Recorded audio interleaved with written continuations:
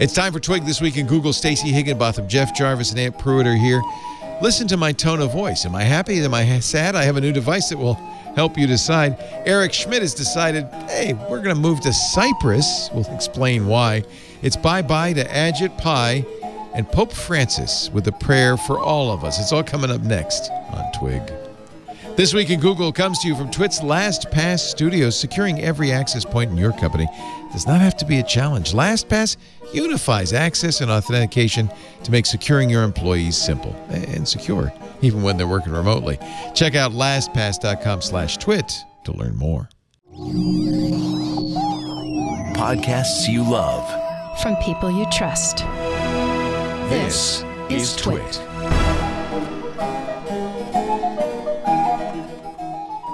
This is Twig, This Week in Google, episode 585, recorded Wednesday, November 11th, 2020. Suggestive uses for whipped cream.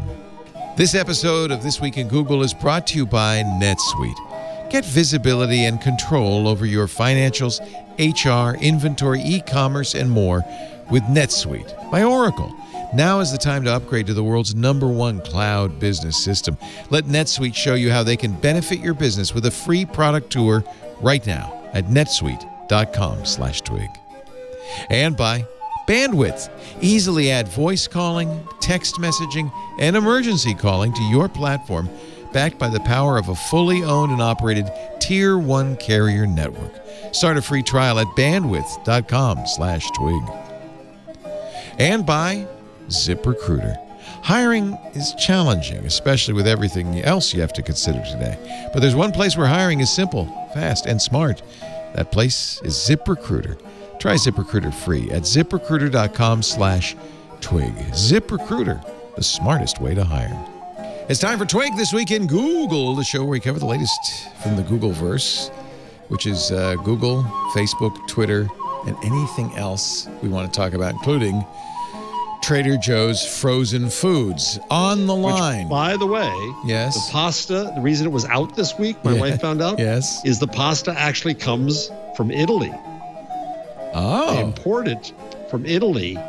And so we're waiting. When you go to the store, even when you buy dried pasta, you don't buy American dried pasta. You buy the Italian dried pasta. Well, no, I mean the whole thing is made in Italy. The cacio the whole e pepe thing is made in Italy. It's authentic. Yeah. So hence, you see, hence the Italian. And you make fun of me. Former TV critic knows his cacio e pepe. Now TV dinner critic. TV dinner critic Jeff Jarvis is the Leonard Tao Professor for Journalistic Innovation at the Craig Newmark Graduate School of Journalism at the City University of Sorry, I wasn't trying to get the first intro. You got it.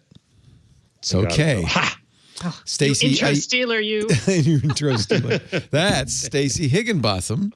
She is, of course, the host of Stacey on IoT.com and the IoT podcast with Kevin Toffel. Subscribe to her fine newsletter. It's free. There's no reason not to. Stacey on IoT.com. And that's a little negative. There's no reason not to. There's every reason to. Every reason to. But there is no cost. So that's the reason you might not. Oh, man. You know what, y'all? If you like IoT, please sign up for the newsletter. If it's not your jam, that's okay. And you don't have to. And you know, that's my philosophy always, right? I don't want to make anybody do anything. And you know who stayed quiet during this whole time? Because he's smart. Smart. Aunt Pruitt. Aunt Pruitt's here from Hands-On Photography and Hands-On Wellness. I don't know about smart, but I am quiet. You have borrowed John Oliver's glowing white chamber for your shot today. It's good. I like it. Just a slight change. Yeah. He always refers to that on his show last week tonight. So, Stacey, I just wanted to say my tone of voice has been pretty good. What is it today? Yeah? Are you friendly? Are you positive? Yeah, it's really wild. If you turn it on. You've been locked into a studio all by yourself, so. Well, talking to, man? I'm talking to people. For instance, for Windows Weekly, it said you sounded mostly focused, but also calm and skeptical. That's exactly right. That's exactly right. Here's my my data. This is the Amazon Halo band, and even though it kills the battery, I turn it on. This is pretty. Could you have an over-the-shoulder shot, John? We still do, right? So that's the little gray. You can't see that very well. Only 1% negative 2% extra happy. That's because you're a radio guy, and so you make even insults sound Yeah, happy. I think it probably doesn't work. Around 8:50 this morning. It doesn't work for you because you're always sounding happy, even when you're telling. Actually, I'm surprised how accurate this is. I was sad at 8:50 this morning. I had two phrases that sounded sad and restrained. Was that after your Pilates? It was. You know what? It was. It was during my Pilates. How did you know? That's very good. Sad and restrained, mostly going. Ugh! God, that's over. Yeah, no, I found myself surprised because I think of myself as a genuinely pretty positive person. And I was either neutral to negative most of the time. I remember you were saying that, but I'm mostly neutral too. This weekend is cool because we can do it live too as I'm talking. Right now I sound interested, knowledgeable, and focused. Yeah, when I was showing off mine, that's exactly how I sounded. Yeah. And then if I go like this, Aunt Pruitt, I sound amused, happy, and friendly. So I can't lose. See? I can't lose. You can't sound angry. It's not in you, Leo. I'm so sad. I feel so terrible right now. This just says you're a bad actor. Yes, that's right. You suck at acting. Isn't that funny that it can, it does it? Oh, now I'm curious, interested, and skeptical again. Isn't it funny? Isn't it interesting? I think this is actually surprisingly accurate, at least for me, because it's very positive. I had an invite out for that thing and requested it, but they haven't emailed me like they emailed you. Yeah, me too. Well, they didn't email me. It was when Stacey was talking about it last week. I went to the site and I said, oh, yeah, you have 4 days. Buy it. $69. You get 6 months of free service. I doubt I'll pay for it after that. But it's interesting. And then, of course, it's a fitness band. Yeah, I know you wanted to do it for hands-on wellness. I guess you could borrow mine. You want to borrow mine? Sure. All right. I think it's kind of interesting. Are you going to use Ant's photo? Have you taken the photo yet? And are you going to use Ant's photo for your body fat percentage? Oh, I forgot about that. She's on to me. You figured out my plan. I would use Ant's photo for my body fat percentage, too. I'd be like, Ant, come over. My body fat percentage is pretty high, believe it or not. Even though it's not. It is. It's like, I want to say I'm right at 30% or so, something like that. Nothing. Right? I'm at 30%. You can't be at 30%. Wow. I don't want to know what mine is, Leo, and I don't want to know. I don't want to know. No, I haven't. I like you, Stacey, I'm reluctant because you have to pose in front of the camera. But I'm going to do it. I just started wearing it this morning because I had to charge it. Oh, I was like, overnight. do you have to have a couple stiff drinks before you do it? 'Cause I know how ugly I am. It's not going to disappoint me in any way. He has spent his career with his life as an open book. So I've spent my career on camera, not naked, but you might as well. Thank God. You're no Jeffrey Tubin. Like, I am an open book, but I was still very concerned. Yeah, I know. About it. No, I understand. I really do. It's funny because I thought, how hard can that be? And then I started looking at it and I was like, because you're taking a picture and it's going to Amazon or not. Well, no. They said they offer you the choice. Do you want to back up this in the cloud? And you can say, no, keep it on the device. And then they're like, if something happens to your device, you'll lose this information. You're like, exactly. Precisely the point. Exactly what we want. Anyway, I think it's interesting. I think a lot of people look at it and say, oh, it's just Amazon wants a microphone on you all the time. I don't think that's the case. No, Amazon. So the microphone data for tone, that actually deletes itself after 24 hours. Oh.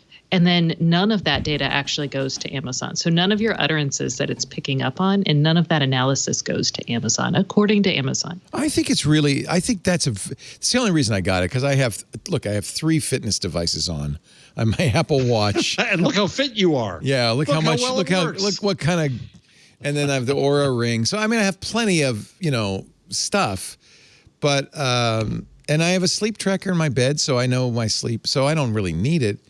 But except that one unique thing it does is that tone of voice analysis, which actually I find kind of fascinating. I'm using for a few hours. Well, so I have my best friend is a therapist, and we went on a hike the other day, and she was really intrigued by it. Because she actually uses little pulse oximeters to measure people's heart rates for part of couples therapy. Oh, interesting. To track when people get into kind of, it's not, I'm going to just call it flight or fight response. Right. Like when they get to a point where she knows they can't hear each other, then she like has them measure that and calms them down a little bit. And I don't know, she thought this was really interesting. So. Yeah, I'm fascinated by it because I'm fascinated by me, and anything that's more me, I'm all in. I'm all about that. I'm fascinated by data about me. Yeah, Yeah, and me. You're fascinated about me too. No, it's a little bit. Here, I'll use a big word: solipsistic, but. But that's me in a nutshell. The former CEO of Google, remember a guy named Eric Schmitt? He's applied to become a citizen of Cyprus. And they're delighted to have him. Of course they are. Recode says, in effect, he's buying a passport he can use to enter the rest. Did you find any reference to how much it costs? I couldn't find a reference to that in the stories. If you have to ask, it's too much. Yeah. You can't afford it. Let's look into it. Maybe I should just apply. Yeah, I wouldn't mind having an EU There are passport. about a half dozen programs all around the world where foreigners can effectively purchase citizen rights by skirting residency requirements, by giving them some money, or we call it an investment. Oh, I got it here. In the host You country. invest 2.0 million euro in property. So if you bought a house for a $2 million on a nice house in Cyprus on the water, yeah. I mean, he's not going to live in anything less than $2 million. Right. It's nothing to him. It might be cheaper to go to St. Kitts or Nevis in the Caribbean. St. Kitts and Nevis, not or Nevis. It's an and, not an or. The Cyprus program has brought in $8 billion since its 2013 bankruptcy. It's been and there are 4,000 recipients, mostly Russian oligarchs. Oh, but, they drive up property values quite a bit, those oligarchs. The idea, though, really is that you're now you have an EU passport. So I was actually thinking about doing the same thing maybe in Portugal, because it would be nice. You don't have to stay wherever you bought that citizenship. You can move around. So it says I rounded down. You need to make a 2 million euro investment in real estate plus 100,000 euro donation to the Government Research and Development Fund plus $100,000 to the Land Development Organization. Okay. After 5 years, you can reduce your investment. You can downsize to 500,000 euro. But you sell your property. So you. But you still have to have something. Yeah, you buy a smaller condo. They've actually I don't quite understand what the end game is, though. The end game is to have a passport that allows you access to Europe. So, by the way, it wasn't just him. He got it for his wife and his daughter. That's pricey. So, well, come on. He's a billionaire. It's nothing. Yeah, it's that's not money. that pricey. And so...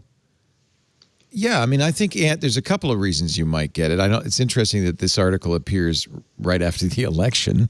Yeah, right. But I wouldn't be surprised if some people weren't saying, well, let's see what happens in the election, and I might be moving out of town, which I think is reprehensible. But what I've heard more so is, at least from the tech side of things, is after the election or even before the election, is most of tech is just trying to get out of freaking Silicon Valley because of COVID. The way California is with all the taxation. Yeah, but this doesn't affect him because he's no longer, he doesn't own a business in California. He's just a rich guy.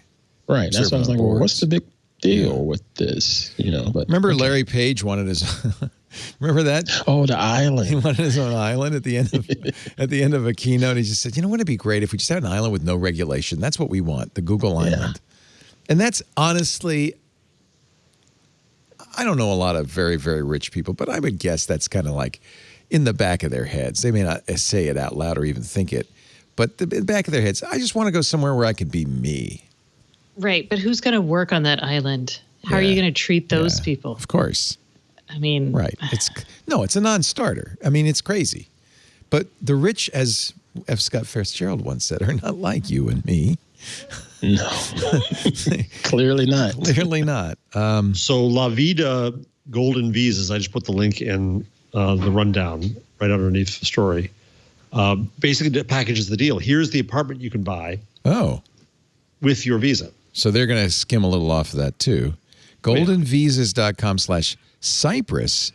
So, oh God, I have to accept so many things. So look, Cyprus is pretty.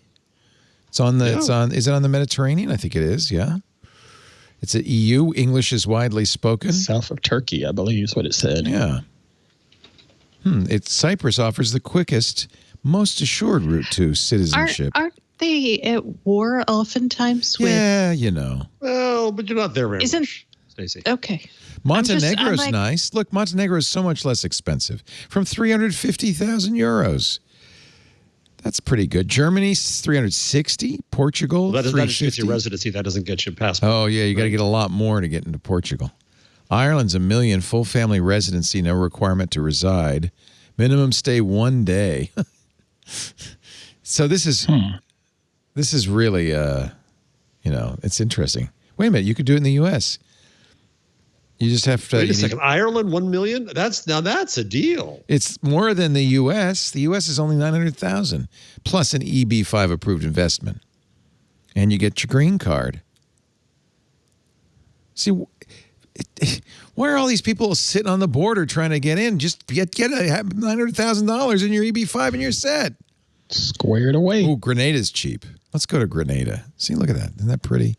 It's in the Caribbean. Is that off the coast of Spain? No, I think it's in. In the Caribbean. You get yeah, I think it's in the Caribbean. Visa-free travel to the UK, the Schengen countries, and China. And it's cheap. I think Ireland's the best deal. I can't believe this business. Goldenvisas.com. Isn't this amazing? Why do you think Ireland's such a good deal? It's the most expensive, €1 million. No, but I just like Ireland. He would like to live in Ireland. He thinks everybody in Ireland talks like this. That's why. Oh, hello, Jeff Jarvis. Welcome to our country. Top of the morning to you. They're not all leprechauns, Jeff. I just got to tell you. This is an ideal program for high net worth families seeking residency in Europe. It'll be particularly attractive to businessmen, entrepreneurs, and journalism professors. Oh, what they're selling is the universities that you get your kids in a good class. That's true too. They should see. Lori, what's her name? Should have just done this instead of spending all that money at USC. Just get an Irish visa. An Irish visa? That feels like slang for something. It does. It's an Irish visa. Do not look that up. Don't go there. On Urban Dictionary. Oh, he got an Irish visa. Yeah, not to mention the Dutch turnaround. Nope. Not good. Not good. Google is, these are the 3 Google stories. I'm going to do them all. Google is moving to bring high-speed network to Africa via experimental light beams. Is it just fiber? I mean, fiber optics is experimental light beams. No, it's invisible light beams through the air. The high-speed data transmission through RF? invisible light beams between Terra, it's Project Terra terminals mounted on high up on existing towers or rooftops. Whoa, wait a minute, Stacey. Each link between terminals can transmit 20 gigabits per second over a distance of 20 kilometers. Wow, without any repeaters? Sorry about my dog. He's excited. There's no apologies for Zoom or dogs. They've already trialed this in India and Mexico. Now they're looking at beginning in Kenya and then a Pan-African rollout. So my 8th grade science project was to try to figure out how to transmit data with light through the air. And I couldn't, of course, figure it out because I was in 8th grade and didn't know jack. How do you do this with light when there's light all around? What's the science of this? Well, there's lasers. But is it lasers? Laser? It's invisible light, they say. Well, you could have lasers at an invisible spectrum. So all light is a wave, right? Mm-hmm. Mm-hmm. And we all wait. That's a great start. That's a great Stacey class start. Jeff, no. all light is a wave and a particle. Okay, yes. But you can use it you can transmit data over that just like you transfer it over. And there's invisible light. There's, there's UV Explain light, it to there's 8th grade, Jeff, would you, Stacey? I'm trying. Well, I don't know what spectrum, what Heck, explain it to gigahertz 8th grade aunt. are they in? That's the question. Can I be a 5th grader in this conversation? So I won 2 science fairs in the Did you really? Wow. 5th and 6th grade. Then we went to a new school, and they said, "You won science fairs. This is a perfect class for you." It was the whole term, just science, one project. I picked a project that I couldn't do anything with. It was stupid. Well, that's because you were was an it this 8th grader. project? Dude, you could have just flashed Morse code using light. They have them on Navy ships in the 40s. It had to be like work in a room with light on. It was dark, yeah, but I really want to understand what they're doing here, and this article is not helping me. The point is because they don't have to dig cables. So in effect, you're using these beams instead of cables to connect distant but is it sites. line of sight? What is the bandwidth? What is the absolutely spectrum? why is it better sight. than microwave? It may be just microwave. Because as you know, invisible Jeff, light is a wave in a particle. Well, see, I'm thinking okay, if it's All light, of how it, are like they the powering lower the light? wavelength lights are lights we can see. They're different colors, right? You know that red is on one wavelength and blue is on another, right? So that's how we see. That's all light is waves. And what'd you say, That's why Jeff? they call it a wavelength. It's all light is waves. Yeah. That's why they call it a wavelength. Is that true, Professor Higginbotham? Yes. Oh, That's sorry. true. Will this be on the final? Okay, I give up. But you can use you can send data over those, and you can what's it called? Modulate. Yeah, just like a fiber optic cable would do. Yeah. But you don't need the cable around it. But I don't know anything about the ups and downs of, because I don't know where they are in terms of invisible light. So where they fiber. are. Here's from the Project X page. Like fiber, but without the cables, Tara uses light to transmit information at super high speeds through the air as a very narrow, invisible beam. Okay. So, So we don't have numbers. Big, huge remote. It's a big, huge clicker, right? Yeah, it's just Like outside an the. It's IR just flicker. And you did it for 8th grade Jeff. Thank you. Yeah. Yes. Okay. It doesn't give a lot of details about the spectrum or the frequency or any of that. But it's going to be outside of the visible spectrum, and it's going to modulate it just like. How much does it cost? Because when you're shooting something like that, that can be pretty energy intensive. Oh, Right. that's interesting. Well, but that's the beauty of lasers because they're so coherent. It doesn't have to be a huge amount of. You're not trying to burn holes in the other guy. You're just sending light. I don't How know. bad do you want this data? Anybody want to join the conversation? Well, and if it's lasers, so when you have microwave, the frequency, things will attenuate it, but a bird flying through is not going to totally disrupt your signal. Right. But if you're kill a using bird? something like a laser. But rain, no, it wouldn't kill anything. But rain, it's not going to be high energy. But rain and fog and stuff might impact it. Anything that could break the beam of light might impact. Well, I was thinking not even that. Anything as simple as a leaf falling in front of it could break the beam. Right. As opposed to there's a slightly wider dispersion rate with microwave. With packet switching, it'll know the packet's lost and it'll figure it out, right? If it's Yes. using TCP, it will. Yes. Did you arrive? No. Nope. Send it again. I bet you they're doing something like that. Sure. Well, that was a fascinating conversation. That was our Google. That was the entirety of Google. And now Stacey's thinking, "Oh, good, the show is over. We've finished all of our Google stories. I can go have another brownie." I've got a story that's They're all gone. half Facebook, half Google. Go on. You do? Google? Okay. Facebook and Google have extended their bans on political ads indefinitely. Jeff has something to say about this. Google plans to review the situation weekly. Facebook doesn't say what kind of end date it would be. I suspect this has something to do with the fact that the result of the election is disputed by the Republicans. But and there's a lot of, obviously misinformation spreading on social media about this. I don't know if they're blocking that, though. But there is a huge problem, which is the next story, which is that we have a gigantically important runoff race in Georgia. That's right. And that's no in ads. January. And I asked someone at Twitter, and they said, nope, we're not going to be race specific. It's a global ban on them. And so I think this is a real problem. This file that's under be careful what you wish for. Twitter has all these, and Facebook has all these awful political ads. They should get rid of them. Well, so that's an interesting question. Now you have campaigns that can't afford to advertise this clearly to groups, and we're dependent upon TV again. Congratulations. But no one watches TV. That's the problem. Yeah, that's the problem. So a huge amount of money is going to go to TV. Well, but which old people watch. So maybe ads aren't the best way to try to win an election. Is that possible? It's the one way you can control, though, and you've got very little time to do it. Well, you should do. I mean, look how successful the president's rallies were. That was a very good way to. They're killing people. Yes. Well, they're not dead yet. They've lived long enough to vote. But I mean, I think we can. Okay, COVID aside, that certainly galvanized his base and got a lot of votes and got out the vote. So there's rallies. There's other ways to do it. Maybe debates. You can't do door to door. That's how you'd normally do it. So this was the new door to door, and now they're. That's a good point. That's a good point. Without door to door canvassing, which by the way the Trump organization did do, Biden did not. And you can still have. I mean, people have shown up at my door. They're wearing a mask. They're far apart. They stand out there and they shout at you about their candidate. Yeah. But you're trying to get to the whole state in a very short amount of time. And this is how long elections should last.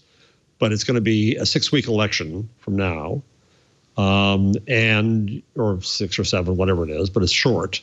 And you've got to try to reach a lot of people, and you want to reach them with a targeted message, which is not awful. You can reach young people with a different message than old people. That's okay. And social media let you do that. And now it's cut off. And so there'll be more need for big money going into big old media. And Kelly Loeffler is self-funding. She's got plenty of money. Yep. And Reverend Warnock, her opponent, is really a grassroots campaign. So it probably would disadvantage him more than it would Loeffler, right? Exactly. That's what disturbs me about this. Yeah.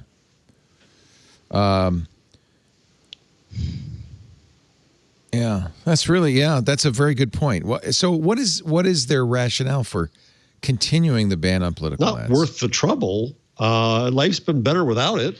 I mean, I get it. If I were them, I'd say, good, let's keep this going. Yeah. We got crap if we didn't fact check every damn political ad. We don't make any money on it, really. It's hardly a lot of. It's actually my fault because you asked me if I were at a dinner party with Mark Zuckerberg, what would I ask him to do? And I said ban political ads, and obviously, he must have enjoyed the meal because he listened. Yeah. So it's my fault. Did you take brownies too? That's where the brownies went. So an interesting statistic from Facebook, maybe a little self-serving, but according to Facebook's own posts, what do people actually see on Facebook in the U.S.? Only about 6% of it is political content. Most of it is just, the other stuff. Really? Cats. Does that ring true? I mean, it is Facebook's own. Yeah, it does, because people don't really care about politics as much as we think they do. This is about what they share. This is what they choose to do. The problem here is Facebook owns a company called CrowdTangle, which the New York Times uses to say, what's the most popular thing on Facebook? Well, the most popular thing on Facebook, as we've discussed before, is still small because nobody sees the same Facebook. It's not mass media. So mass media looks at it and says, CrowdTangle says this is the most important story on Facebook. And that most important story is nothing. So what this says is look at it in the context of the whole, right? News as a whole is 4% of content on Facebook. Right. Politics as a whole is 6%. And I'm sure there's a lot of overlap in those two Venn diagram circles. It's interesting because with Facebook's own numbers, the top U.S. pages by engagement are all they're all political except for the CrowdTangle numbers, except for Jesus Daily. Right, that's CrowdTangle. But then if you actually look at pages by all posts on, then it's the Dodo, Rick Lax, Steve Harvey, really? AARP. Why is Steve Harvey 30% of U.S. weekly active people were reached by the Steve Harvey page? Isn't he the host of Family Feud? He's a former comedian, but he's funny. Syndicated radio show and he has a radio show. Okay, who's Rick Lax? I don't know who Rick Lax is. He's equally big. The Dodo's number one. Well, as it should be. Cute animals, man. Not the dodo Adorable animals. bird. No. That's the dodo site, which is nothing but cute Dodo animals. site. Oh. Yeah. Okay. Don't you watch the dodo, Leo? Rick Lax is a magician. He's a magician. Okay. See, this isn't so bad, folks. So the dodo, Rick so- Lax, and Steve Harvey and AARP are roughly tied. Then Justin Flom, the president, Tasty, which is recipes. Oh, he's not a magician. He calls himself a deception expert. Oh, he debunks magicians. No, he's a magician. Like, well, what's his He's name? deceiving you. Who just died a week ago? Who debunked magicians? Randy, the amazing Randy. I love Randy. Amazing Randy. Oh, I love Leo, Randy. seriously, do you not watch the dodo? No, Lisa does. Every once in a while, Lisa will lean over saying, I know you hate these, but look. And then I have to watch some cute video of Oh, they're animals. really cute. Never heard of it. But You haven't? Oh, we got to show you. No. We got to show. Ant. We're going to change his life here.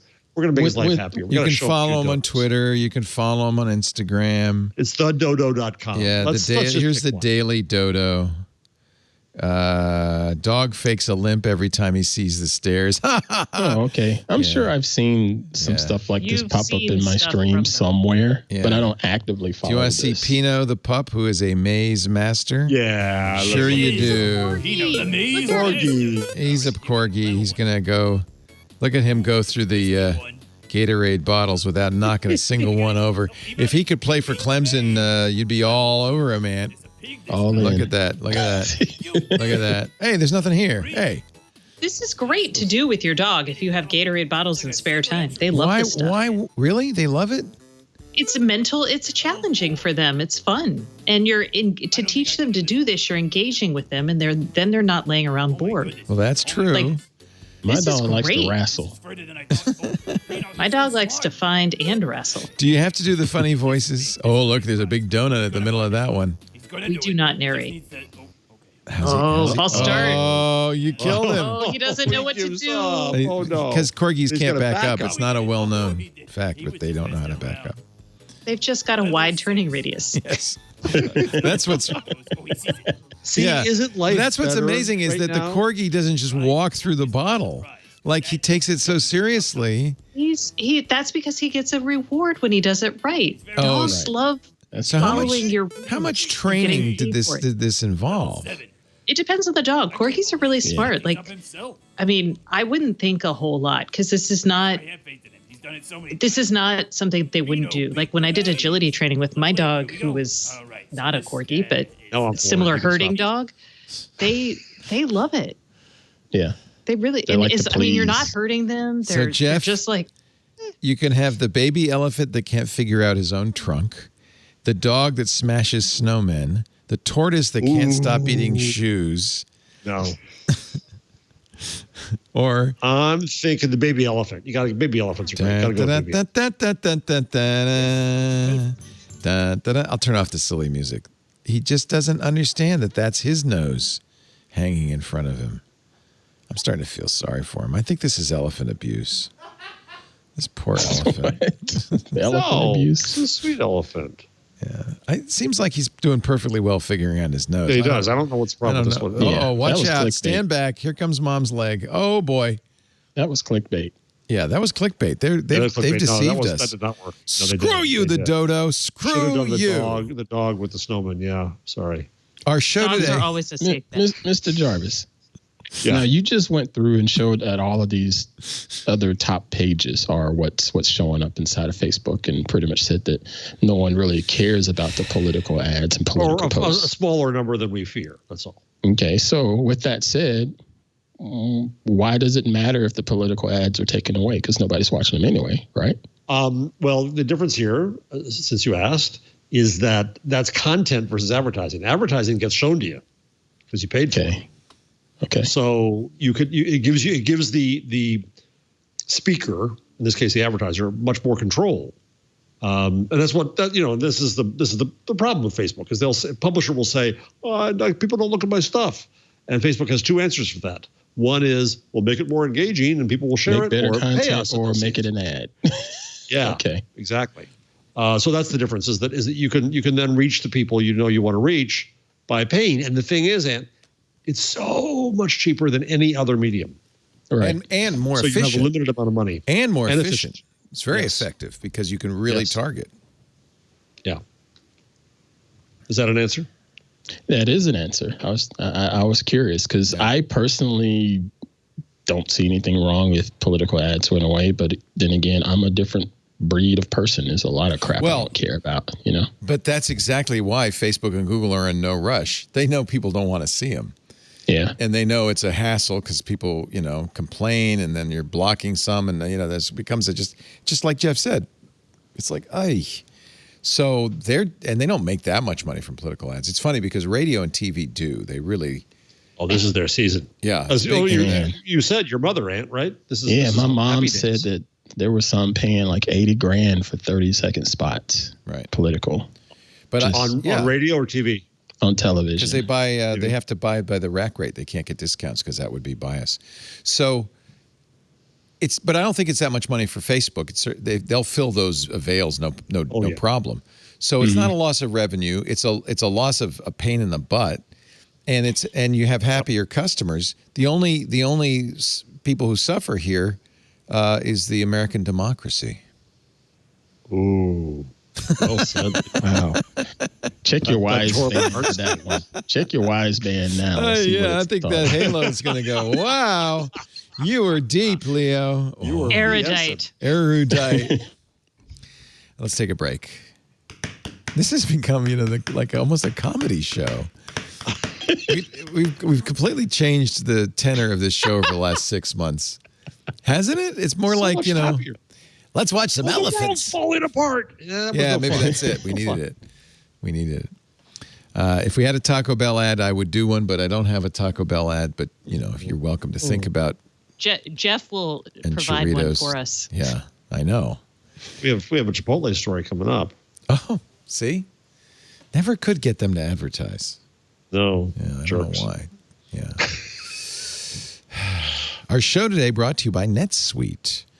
NetSuite is for small to medium businesses that are struggling to understand what's going on because it's the cognitive burden of trying to look at spreadsheets and QuickBooks and production reports and all of this stuff all spread across your screen or on your table. What you need is NetSuite. NetSuite gives you visibility and control over everything, your financials, HR, inventory, e-commerce, and more. Everything you need all in one place instantaneously. I know it sounds too good to be true, but trust me, it isn't, and you need it. And imagine what your life would be like if you could understand better what's going on in your business and make decisions not based on guesses, but based on data right in front of you. Using QuickBooks and spreadsheets, it's just slowing you down. If you're tired of working on multiple platforms and you're ready to take your business to the next level, now's a great time to upgrade to NetSuite. You really need a solution that's constantly evolving to meet your needs. And as you grow, you want this to grow with you. That's why NetSuite is the world's #1 cloud business system. They give you cloud-based solutions. They streamline mission-critical business processes. They reduce IT costs, and they let you easily scale and future-proof your business with an agile business platform that can evolve as your needs change. Close with confidence. It accelerates the financial close. It maintains compliance with accounting standards. Your reporting is accurate. After all, in finance reporting, accuracy is everything. That's the most important. But you can also drill down into underlying details so you understand what's causing this number to be this way, what's impacting your business. And this is in real-time metrics. You got role-based dashboards. You'll never again be in the dark about what's going on, where your money's going. I think this is amazing. You could see what users are saying about it, like Commvault. Commvault turned to NetSuite's cloud solution as a platform that could dramatically reduce complexity, provide the kind of agility they needed. They use the Suite Cloud development platform, which lets them support unique processes and integrate with third-party cloud applications. And, of course, the apps from the many NetSuite partners round out the company's updated environment. They love it. SolarWinds. Here's the quote. We needed more than just a good accounting solution. We had to responsibly manage growth, and NetSuite provided the business application infrastructure to do exactly that. Stop paying for multiple systems. All you need is NetSuite. NetSuite delivers what the others can't. That's why 22,000 businesses run on NetSuite. Let NetSuite show you how they can benefit you with a free product tour at netsuite.com/twig. NETSUITE, netsuite.com/twig. Get that free product tour right now. netsuite.com/twig. Thank you, NetSuite, for supporting This Week in Google. Thank you. Thank you. You want to see my new toy? Yeah. Did you hear about the Remarkable 2? Oh, you got yours? I'm waiting for mine. I ordered it. So we're gonna. So this is the Remarkable. It's incredibly thin. It's light. It's e-ink. Yeah. And so when you write on it with the thing, you have to use their thing. You have to use their stylus. You have to use their thing. Okay. But it feels very paperish. It's very good. That's the good news. What's the bad news? Because the bad news is, well, it's expensive as heck. This is $399. Yeah. I got it because my intention was to read and mark up PDFs. That's what they talk about. Like lawyers would use this to mark up pleadings. Right. Yeah. I have academic papers that I need to read as research, right? So and this was when this was a pre-purchase thing, right? Not quite wasn't Kickstarter, but it was like that. So I ordered it like 9 months ago before the pandemic. Yeah. So I was traveling then. Wonder where mine is. Rather than taking a whole pile of papers, I thought, good, I'll just sync them in here. You don't need that. And I'll do it. Yeah. The app is really awkward. Basically, it can only go one way. If I want to send a document back to myself, I have to do it via email. It doesn't sync with Google Docs or Dropbox or any of that stuff. It just is difficult. And I on Chromebook, it doesn't work with the app, so I had to put it in the Android app, and that's, of course, not designed for it. And I've got to go through 3 steps to get anything into this to then take it out. And then I would mark things up, and then I would send the PDF back by email so I could print it out, and the marks would come up half an inch away from where I made them, which is a little difficult when you're trying to circle words. So I love this. It's beautiful. They have a wonderful return policy, so sadly it's going back. So the thing I would say to you is if what you want to do is take notes and draw and all that, it's gorgeous. If you want to deal with PDFs and stuff, it's going to take another couple generations of software before it's ready, and it's expensive. So sadly, I'm going to wave goodbye to the Remarkable. I'll be curious to hear what you think. I will, and I could cancel it if I could figure out how. See, they make it easy. That's one thing about them; they're good. You can cancel. I don't have a receipt or anything. I don't know. I know I got charged. Oh, you got email. You got email. I got to find the email somewhere. Yeah, they were good at that. They were very good at that. Okay. So I just thought I'd show it off. For some people, it'd be perfect, though expensive. For some people, like me, I was going to use it as a replacement for the Kindle, and then I could use it and mark up stuff as I'm reading it and stuff. Yeah, it'd be EPUBs. I have a lot of EPUBs. That's the other thing I wanted it for, was to be able to mark up books. Yeah. But EPUBs are hard to find and get. Oh, because I'll tell you, a lot of programming books come in EPUB format, or they're in Mobi that you can convert to EPUB. Pretty much that, or Cory Doctorow. Yeah. So I was hoping that, because one use would be like, I've got a programming book here and I've got my computer here and I'm reading it and I could mark it, and that would be kind of, so maybe I won't give up. You'll see. Maybe you'll love it. I don't know, but you get 30 days to return. I don't want to knock the guys. They have a good policy. It's beautifully done. They kept me informed the whole time, and when I was going to get it, I got it. When they said, with a little COVID delay, but they were honest about that. So it's beautifully designed. Great hardware. What's interesting is this e-ink. Remember when e-ink came out, everybody was saying, "Oh, there's going to be so many good uses for this, and so forth and so on." And I don't know if the e-ink technology hasn't advanced as fast as some thought, or what. I mean, for instance, the Kindle still isn't quite, black text on white paper quality. Yeah, right. It's a little soft contrast, even the latest ones. And they've gotten faster and the resolution's gotten higher. But it feels like e-ink. And remember, there were e-ink phones. There were. I remember a couple of years ago in China at CES Asia. I think there was iFly Tech or something like that. I've been trying to look it up, but they talked about similar tech like what you're working with right now. And I remember the feel of it felt great from a tactile standpoint. But at the same time, you're looking at it and it's a little fuzzy here and there. And it just didn't seem like it would pan out. It's possible that it's just not a technology that people want, I guess. That happens. Yeah, either I get a beautiful screen with all these colors or I get paper. I like beautiful screen with colors. I don't even use my Kindle that often, you know? Really? I love my Kindle You compared do? to like reading on an iPad or my phone. Yeah. I'd give books back to the library if I can't read it on the Kindle. Yeah. When they're like, oh, you must open it in the Overdrive app. I'm like, nope, don't want to read it. I mean, it's not that I don't use Kindle stuff, but I do it most often on computer or a phone or a tablet. Very little on the actual Kindle device. So, yeah. I like listening to audiobooks while they're being read on the Kindle or going back and forth. That's very good. There are books. Yeah, that is a smart feature. Yeah. Oh, I guess I'll wait because I can't find my email, so I guess I'll wait. It may work for you, though, with your use case. It's exactly right. I think it's very dependent on your use case, yeah. It is. That's what also I'm saying, right? Yeah. Again, beautiful hardware. If I were a note taker, I could read my handwriting, and I was organized and did those. It'd be gorgeous. Yeah, there's this aspirational thing I have. I find myself doing this all the time. Either I will write a journal, and 3 weeks later I stop, or I will take more notes as I read. I have this aspirational thing because everybody says, "Oh, it's so great if you do your Zettelkasten as you're reading, and then your ideas will." And it's always too much trouble. I just want to listen to a book and go to bed. I guess maybe ambition has died in this old frame. Is that possible, Jeff? Do you just lose your ambition as you get older? I'm not going to ask Ann or Stacey because they're very young, but... that's very common. Yeah. I'm even less ambitious than I used to be when I was... I mean, you just don't...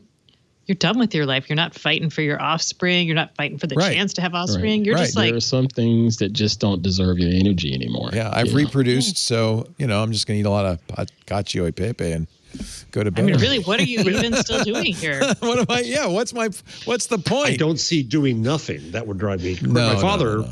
This is... That's what's great about podcasting. It's as close to doing nothing as you can get. Yes. That's what I try to tell people. Speak for yourself. You can make a living. Ed's getting a sweat doing this. Doing nothing. Man. So the Amazon is in trouble now with the EU. So see, did you see TikTok? There was a story about TikTok in the news today saying, hello, hello. And what's going on? That was tomorrow you're supposed to put us out of business. Hello. TikTok. Are we still doing that? Are we still doing that? TikTok says the Trump administration has forgotten about trying to ban it. And they want to know what's going on. What's the latest? And they haven't heard in more than a month from CFIUS, the Committee for Foreign Investment in the United States, which is the enforcement arm. They set a deadline of tomorrow, November 12th, for TikTok to divest itself of any tangible or intangible assets or property wherever located used to enable and support ByteDance's operation of the TikTok application in the United States. They did get a preliminary injunction, Judge Beetlestone, and then nothing. In the nearly 2 months, TikTok says in a statement, this is to The Verge, since the president gave his preliminary approval to our proposal to sell to Walmart and Oracle, we've offered detailed solutions to finalize that agreement, but have received no substantive feedback on our extensive data privacy and security framework.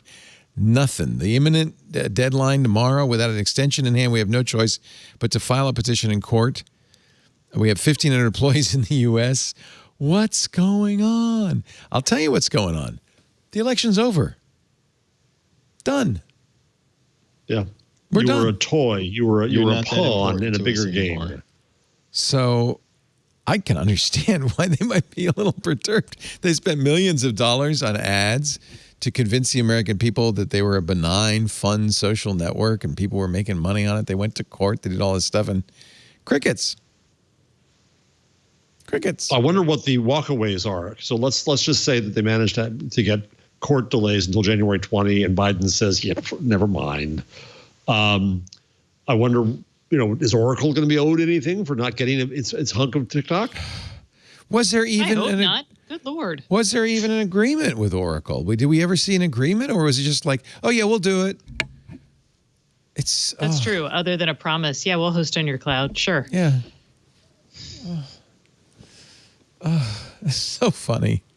It's like so it's like weird. one of those. It's like hanging out with a crazy person. They're like, you better do this by then, and you're like, okay.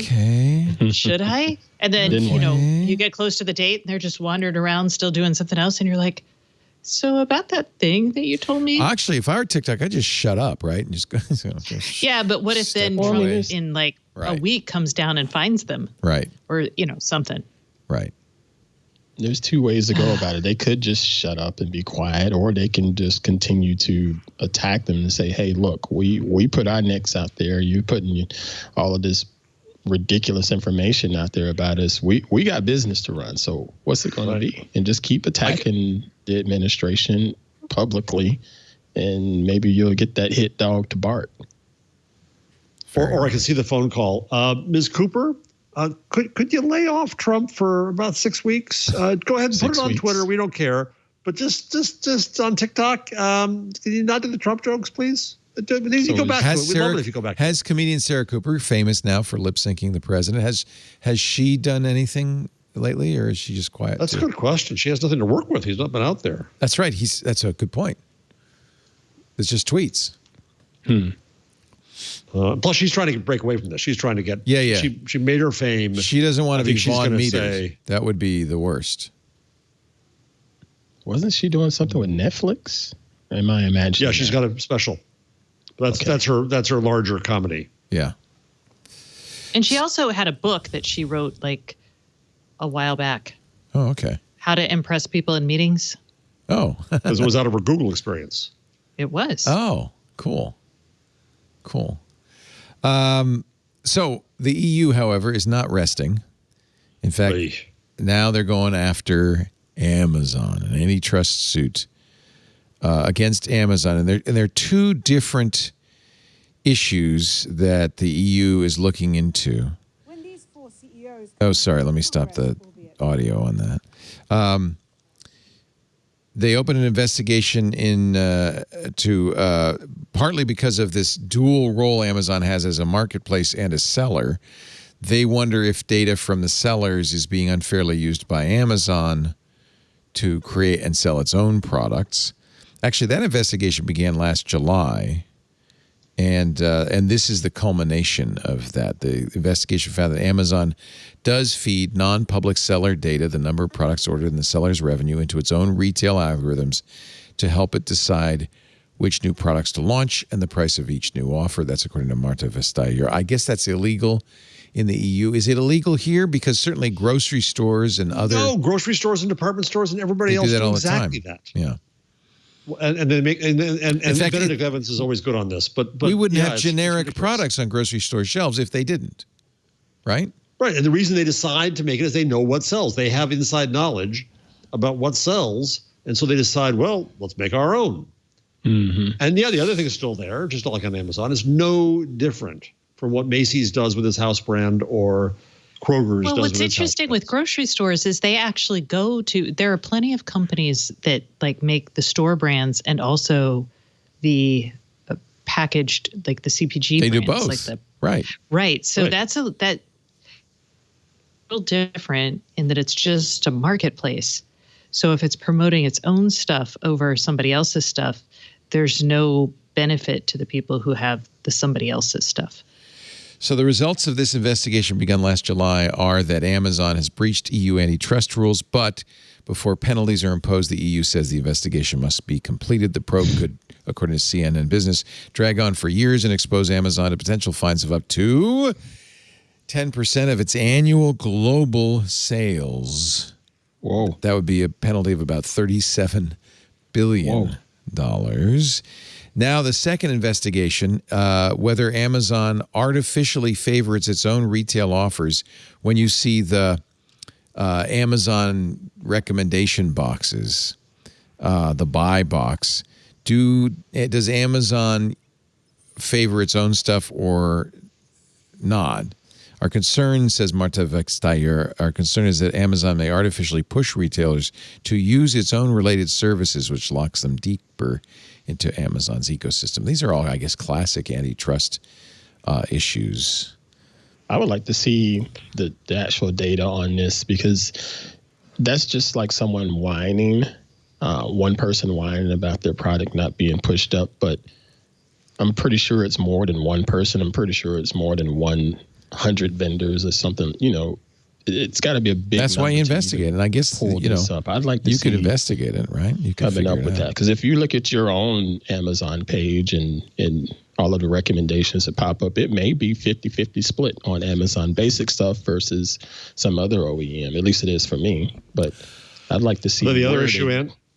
What's that? So Benedict Evans had a good piece that he wrote that's right below that in the rundown, where he also depends on if you're going to try to argue this kind of market manipulation, you've got to define what a market is. Oh. And does Amazon really have a monopoly? And so the argument here is that if you looked at retail, Amazon has somewhere between 5% of retail. And which Amazon is Walmart quick to tell Costco. You. Right? What? Amazon is quick to tell you that. Yes, exactly. If you look at them in books, they have half of book sales. Over half of U.S. book sales. And 3/4 of ebook sales. Of ebook sales, right?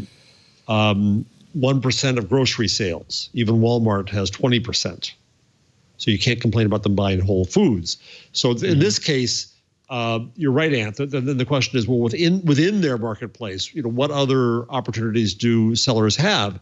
And the thing I think that Amazon will argue is we could take off all those third-party sellers, and they'd be far worse off. True. And so would the consumer be far worse off, because we compete with each other on price, and we give consumers choices, and that's there. And we give these sellers a marketplace they wouldn't otherwise have. So fine, we'll take it down. Actually, they won't say that because it's a huge part of the business. But at some point it becomes it's a whole different world now. So because it's co-opetition, it's complicated. Have you all been hearing the sentiment of, especially nowadays with the pandemic, we should stop ordering from Amazon and support the local businesses? I'm going to assume. Oh, my child her gift list is at a local bookstore, and it is. My parents love to give her books, and they do not have a lot of money, and like a lot of the books are like $26, but they're like $18 at Amazon. Yep. And this is I can't dictate to someone. I'm like, I'm not going to tell my parents don't buy them on Amazon because my daughter thinks it's unethical because she is. I love your daughter. 14 and wow, that's awesome. But she's also in a very parents. Privileged place, right? Right. I mean, I'm fine saying, all right, I see what you're doing here. I will support this, and I will tell you that we can buy fewer books. And I say that. I'm like, hey, if we have this budget, are you willing to give up a full book? Because that's what this will cost you. And she's like, yes. But I'm like, I'm going to tell my parents this, and they're going to be like, yeah, they're not going to be cool. So why is a local bookstore more expensive? Well, they don't have the economies of scale. They don't have the ability to bludgeon the publishers. Yeah. But they also don't have rent. I mean, Amazon does have rent, but no, I understand. So that would argue that Amazon really does have, in some respect, a lock on the market that's not necessarily right. Okay, so let's take books out of the. I'll give you a concrete example from a friend of mine who made a product. He probably got it. He just got somebody to design it, got it made in China, and started selling it on Amazon. Because it's really a great way to sell stuff is a third-party marketplace. That's what I was going to get to. They do the fulfillment and everything. But all of a sudden, his product is being sold by Amazon directly. His product is being sold by Amazon directly. Apparently, they're buying it and selling it at a higher cost. And then the prices go all over the place because it's algorithmic. Oh. And yeah, I don't know if I didn't hear the final result of this, but it damaged his business for sure. Amazon, in effect, just muscled him. But they bought his product from him. Right. But and charged more.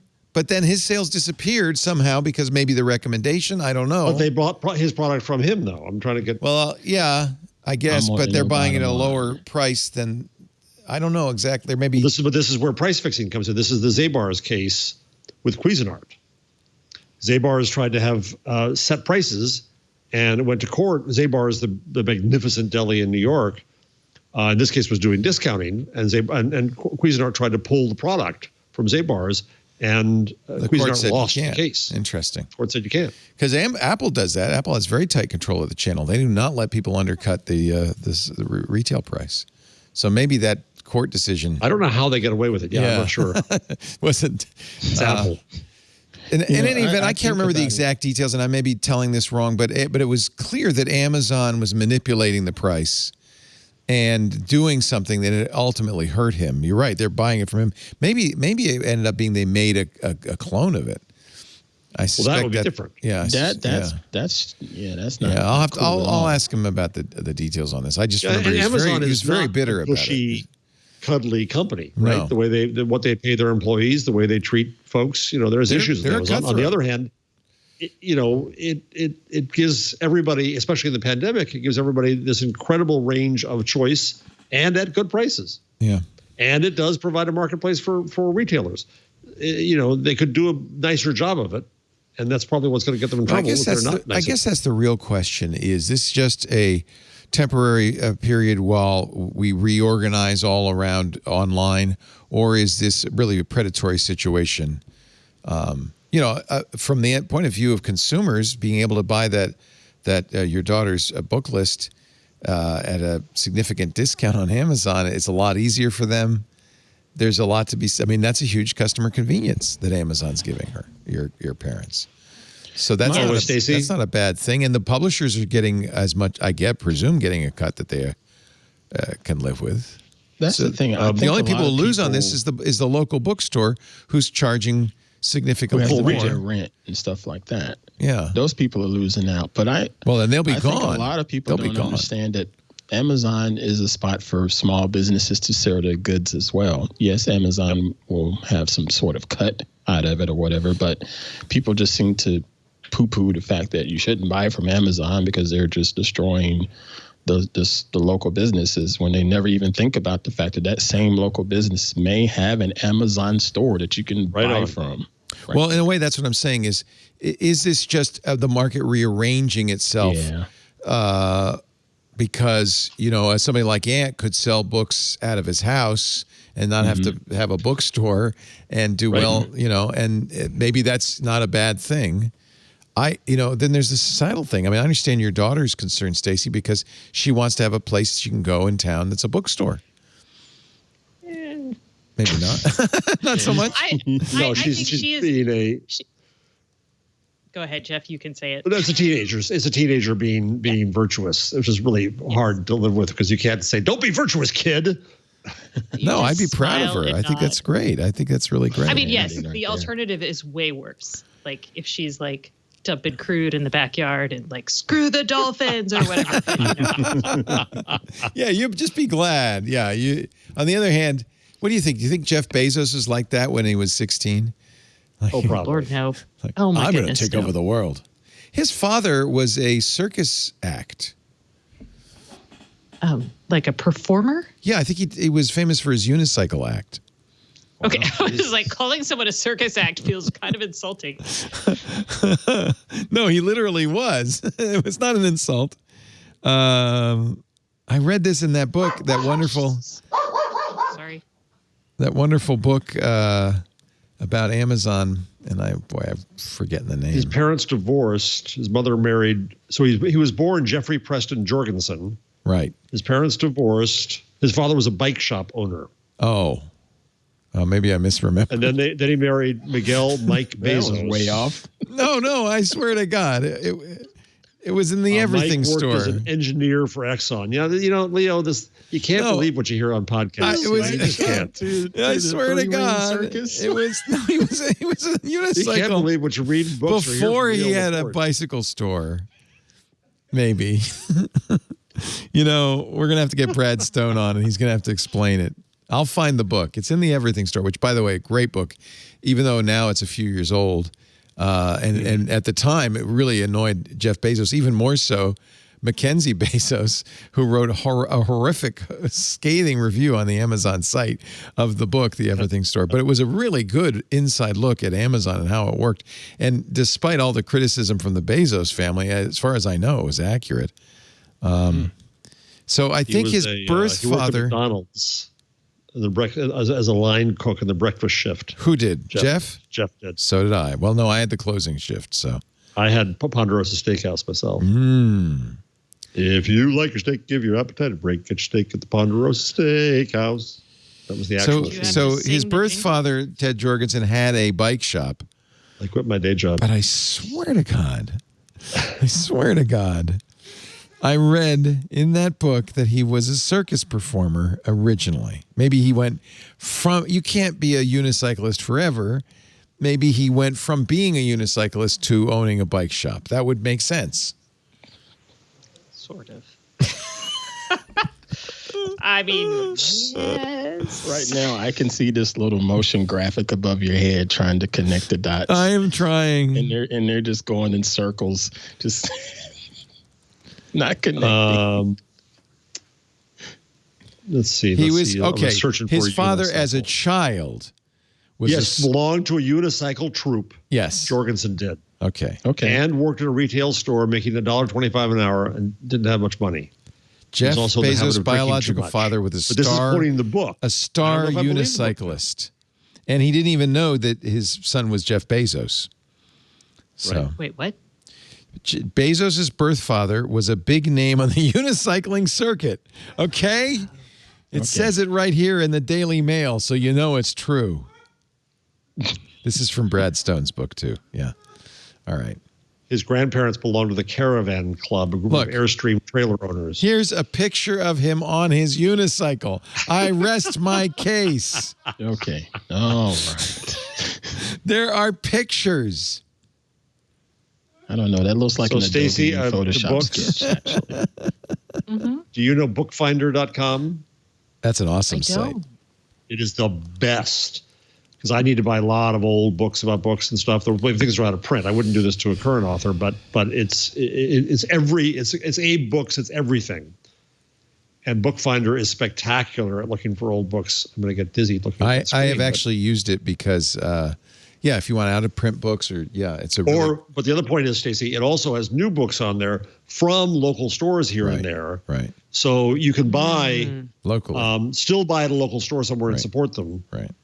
That's the other book trick I've gotten lately, which I didn't know. There are books that came out in the UK that weren't coming out here for 6 months, and I needed them. You can order directly from Blackwell's, blackwells.co.uk, which is a good chain in the UK. And they ship at good prices in the US without shipping. So they're a competitor to Amazon. Okay, I like it. So, all right, we got more, including the changelog coming up. But first, a word from our sponsor. Our show today brought to you by Bandwidth, not the megabits per second you get from your internet service provider. Bandwidth is a CLEC. What's a CLEC, Stacey? Competitive local exchange. Thank you. So when you're in a, see, she's good. I tested her and she passed. Is bandwidth a wave? It's a particle, I believe. Bandwidth is capacity. So you have your ILEC. You have your ILEC, which is your incumbent carrier, which is like AT, whoever your phone company is. But you can also have competitive local carriers, CLECs. That's what Bandwidth is. They're an actual carrier. And a name you may not have heard of, but have you ever heard of perhaps, I don't know, Google Voice? Because Google Voice uses Bandwidth. Somebody has to provide that connection to the phone system. That's what Bandwidth does. They have been injecting the power of software in telephony for years, delivering cloud-ready voice calling, text messaging, and 911 built for the enterprise. They have worked with some of the biggest brands in the world to disrupt industries, create new products, and change how people communicate. For more than 10 years, Google's relied on Bandwidth for many of their communications needs. Google Meet, Google Homes, Google Voice, even in the Googleplex those phones, some of them are connected to Bandwidth. Bandwidth's APIs are behind the scenes of Google products ensuring quality communication. It's not just Google, Microsoft. Zoom relies on Bandwidth. If you ever done a Zoom meeting from a phone, Bandwidth. That's how they bring their most important customer experiences to life, from sending SMS notifications at just the right time to making sure contact center calls sound crystal clear to ensuring reliable and secure 911 routing. Bandwidth has its own Tier 1 carrier network. They are a CLEC that backs their API platform, allowing for a no middleman pricing structure. You're buying the bandwidth from Bandwidth, as well as using their API. So not only no middleman, but it's faster, easier, more secure. You get greater insight into quality and deliverability. You're literally getting a seat at the industry table. We love the testimonials, bandwidth.com/twig. You'll find a bunch of them. Rover, their co-founder and director of software development, Phil Kimmey, raves about Bandwidth, saying no other provider offered the same level of hands-on support or cost savings that Bandwidth has been able to deliver. Their flexible APIs make it simple for us to get up and running without missing a single beat. If you are building telephony into your system, you need Bandwidth. Join companies like Google, Microsoft, and Zoom who build with Bandwidth. They're the connection that makes it all work. Get the power and reliability of a Tier 1 carrier network paired with the control and agility of enterprise-grade APIs with Bandwidth. Start your free trial right now at bandwidth.com/twig. Bandwidth.com/twig. Really great people. I had a wonderful conversation with them because I wanted to understand better what they did, and I was blown away. Bandwidth.com/twig. Thank you so much, Bandwidth, for supporting this week in Google. It's Who's their CEO? He used to be like David. Is it David Morgan? I can't remember his name. I love. Sorry, from like the very early days of covering telcos, he and I used to talk David a lot. Morgan. He's a very smart. It is David Morgan. David Morgan. Still? Okay. Yeah, he's a good dude. Okay, sorry. That's all. He was at Republic Wireless for a while, and Republic Wireless was actually spun out of Bandwidth. Like I remember covering that. Yes. Oh, okay. Oh, really? Oh, wow. I didn't realize that. Yeah, it's funny because, I started talking to these guys. I said, well, I never heard of you. What do you do? And they started telling me, and it's like, oh, I guess I've been using you for years. Because they were, so when Grand Central started, they used Bandwidth to make Grand Central work. And then when Google bought Grand Central, Bandwidth just went along for the ride. And then Google slowly expanded into Meet and everything else. And it was it was like an eye-opener. This is one of the things I love about this industry is there are these people, these companies, they're selling the shovels and the picks. You don't know, you know about the gold miners. You don't know about the guys who sold the picks. But it's the guys selling the shovels and the picks that keep the whole thing going. Yep. And that's a perfect example. Jeff, you ready to sing a song with me? Sure, Leo. They were singing, me. Bye, bye, Mr. Ajit Pai. He's going away, and I won't say goodbye. Ajit Pai will soon lose his job. He'll take his giant, oversized Reese's Pieces coffee mug and be going probably back to industry where he came from, right? Lawyer for Verizon. Kind of never left. Never really left, did he? Nice piece in Vice about this. Now, this won't happen until January 20th, but almost certainly. The party in control of the presidency, we talked about this last week, gets a 3-2 majority over the FCC and the chairman's spot. So with a Biden win, the FCC majority will become Democratic in January, and Pai will no longer be the chairman, and experts say he's likely to leave entirely. Bye-bye. Bye-bye now. Bye-bye. Bye-bye. Yeah. Has not been great for net neutrality. Not been great for Section 230. I'm dreading, well, neither is Biden good with 230. I'm dreading some of Biden's views on technology. You're right. We're just going to have to. Again, who is Biden surrounding himself with, too, to help him out on these matters? Bingo. Yep. Yeah. Bingo. He hasn't called Jeff yet. Well, I mean, I think his legitimate concern, for instance, that Elizabeth Warren might get a seat at the table in commerce or something. I doubt he'd take her out of the Senate. Massachusetts has a Republican governor. Yeah. So that probably, but still, she's certainly advising, and we know she was very aggressively advocating for the breakup of big tech. I wonder, though, if the FCC will bring back net neutrality, for instance. They could. I think your retirement should be as chair of the FCC. I think that's a nice I would do it. No, I would do it. I would hire you to tell me what to do. You are more qualified, but you're too young. I am competing with Leo for I have actually advised and talked to. All right, you can have it. I talk to FCC commissioners all the time. All the time. Not all the time. I used to talk to them all the time. One day with Michael Powell. That was fun. Original net neutrality dude, actually. Yeah, that was fun. Oh. And his BlackBerry. He spent a lot of time on his BlackBerry while we were walking around. But that was fun. But that was 2004. That was ages ago.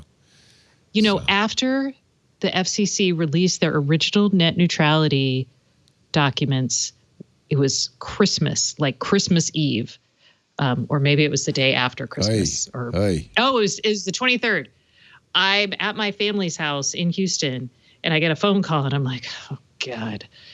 And I had seen that they were out, and I was like, I hate you, FCC. And they were like, please hold for Tom Wheeler. And I was like, what is happening? Wheeler? Tom Wheeler called you? Wow. Yes. Wow. To talk about the new FCC rules. Because when I was at Gigaohm, I was like the most psychotic broadband reporter in the face of the planet. Yep, so, don't doubt. You were. That's why I asked you what ILEC meant. But sadly, I hadn't read the whole thing. So I was like, I was just pissed that I was like sitting here going, God. Well, Tom Wheeler ended up being good. I did not study for this exam. Tom Wheeler is a really interesting example. Good. Yeah, he ended up being very good. Dude, we were always kind of surprised by that, but he did a good job. I was really proud is not the right word. Part of the problem with the FCC chairman is they often come from industry, as both Wheeler and Pai did.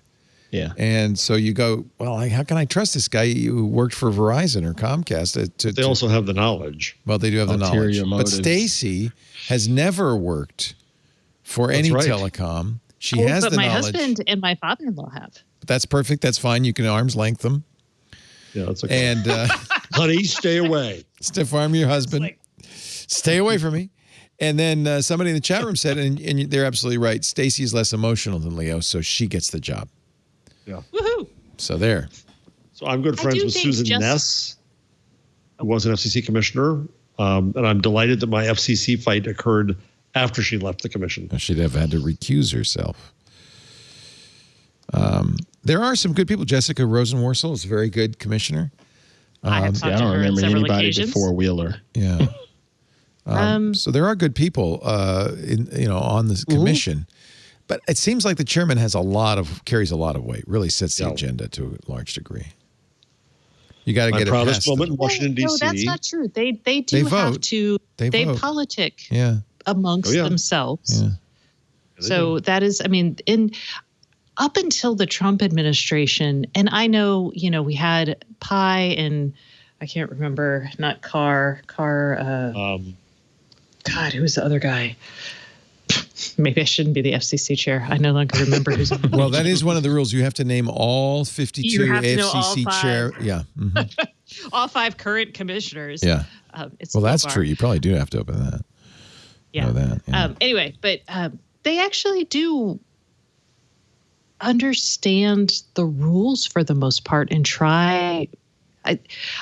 I do actually believe that they took their jobs very seriously. Pai was a little bit of a wild card. He used to leak stories very negatively to the really conservative press. He was a little bit more partisan, which is weird for an agency that had been it prided itself on being technically and data-driven. They love those words. But anyway.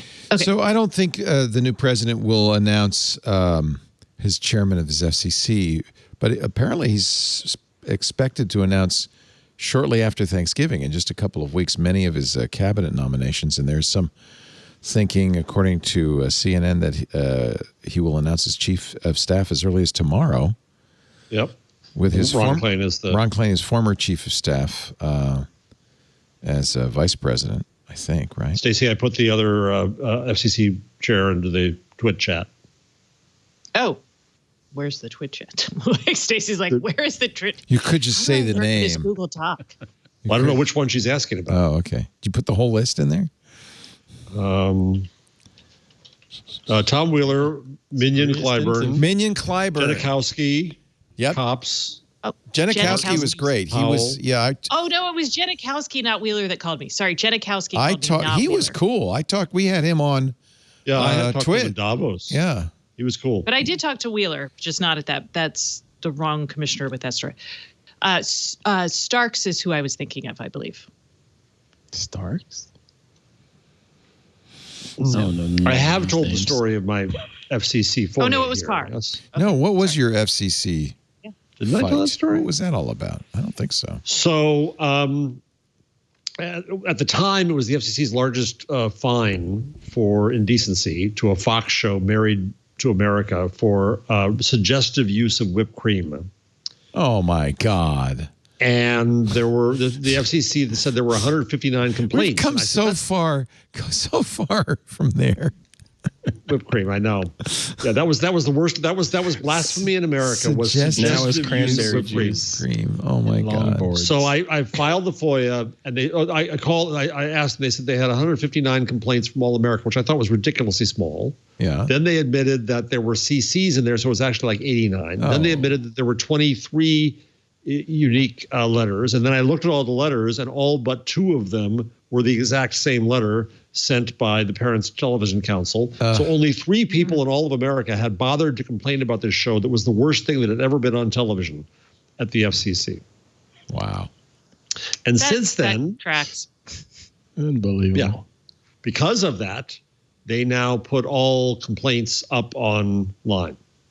Yeah. So you're the reason they do that? Thanks, I'm the Jeff. reason. I love reading those complaints. Yeah. I also, my other proud moment in life in Washington, D.C., I'm just bragging here, but I love to do that, was when I got to testify before the FCC and say Baba Booey. You did? You said Baba Booey?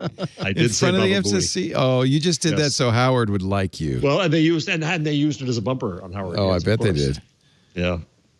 What was the reaction of the FCC when you said that? Oh, nothing. They didn't know. Did they know what you had just said? We were warned this jerk was going to do something as a Howard Stern fan. Fine. Oh, they knew it. Okay. Yeah. Don't you dare say Baba Booey on this show. I don't understand what this is or why it matters. It doesn't. What is this Bobby Booey of what do you speak? That's the nickname for Gary Dell'Abate, the executive producer of the Howard Stern show. And people, it's a joke because he did something stupid and they gave him the nickname. I'll spare you the story. So now when people want to disturb shows, they yell Bobby Booey. And now on golf tournaments, when somebody shot a good shot, somebody in the crowd can almost certainly be sure to yell Baba Booey. And then they play it on the show, and it kind of dissolves the. Yeah. Somebody once called my radio show and did that, but the most famous one, which really I think is the one that will go down in history, was during the O.J. Simpson slow speed chase. He's in the white Bronco, and everybody's watching on TV in the helicopters and stuff. I have a recording of it. I won't play it though. But and somebody calls. I think it was Tom Brokaw. It calls NBC. It was one of his standard fake phone callers. I can't remember his name. Larry. And calls in and says, "I see OJ," and I know it was Peter Jennings. He's going to, and you're sitting. I'm sitting in my car and I see OJ and he is unhappy, and goes on for a while. And Peter Jennings is on ABC on live TV. Going, very seriously. And then and the guy at the end says, and Baba Booey to you all. And then Peter Jennings is baffled, as one would be, and goes, okay. And he goes, and then Al Michaels breaks in. And Al Michaels says, Peter, that is the catchword of well-known radio personality Howard Stern. It was a prank call. I have the recording. I'll play it for you someday. It is hilarious. It's hysterical. So that's really the most famous use of Baba Booey too. Yes, it is. Yeah. Yes, it is. And when somebody once did call the radio show, and I don't know what they thought, like I would be all upset. Yeah. It's like, oh, that's nice. Good for you. Bye-bye. I mean, it's like, what? So what?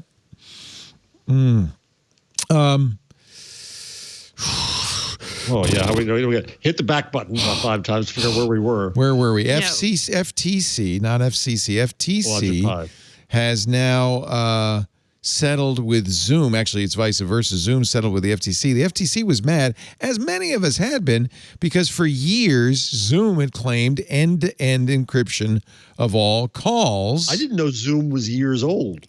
I know. Yeah. Even as early as when the pandemic started, Zoom said video calls protected by end-to-end encryption. It was not. Zoom had the keys. That is not the definition of end-to-end encryption. It's the definition the government would ironically like talking about that to be. Yeah, the government wants the keys, but in this case, the FTC said Zoom maintained the cryptographic keys that could allow Zoom to access the content of customer meetings and secured its Zoom meetings in part with a lower level of encryption than promised. Zoom said, "Yep, you got us." That was when they started their 90-day turnaround to encrypt everything, and they paid some fee. I can't remember. It was like, was it $15 million, something like that, as a penalty, but as a settlement. But the funny part is now that COVID's over, because the election's over and we Democrats can pull back on our hoax. We were kidding all along. Right. Okay, you dead people, come on. I shouldn't. That's bad taste.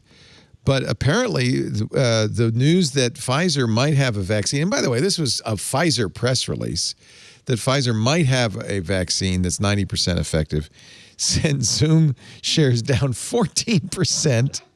Netflix shares down 3.5% to 5.4%. All of the, stay-at-home stocks tumbled. So stupid. Because of the good news that there might be a vaccine. That's just silly. Isn't that silly? That's the market just being like, ooh, okay. Whoa. Squirrel. Yeah, basically. The market they came back up as the day went down. Did they come back? Oh, okay. Yeah. Well, they were down a little bit. Amazon too. But it's folks, we got at least a year and a half, if not 2 years ahead of us. B, that's a relief. Habits have changed. Oh, thank goodness. Yeah. So the vaccine won't save us for a while, right? So Netflix stock, Zoom stock, we're fine. Teledoc. You want to buy something? Buy minus 80 degrees centigrade freezer stock. Oh, yeah. Yeah. It requires storage at 80 below, which is going to be challenging. But so do all of those recombinant DNA. They're RNA. They're the RNA vaccines. So they require at least dry ice refrigeration. It's going to make it a challenge. But I just realized maybe they're going to use the same containers that bring my cacio e pepe from Italy. They will. Frozen. Oh, no. There'll be vaccines. There's a cacio e pepe shortage coming to save lives. It's worth the sell sacrifice, your Trader Joe's stock. Quick. Tim Berners-Lee's Inrupt startup has released its first product, a privacy platform for enterprises called Solid. We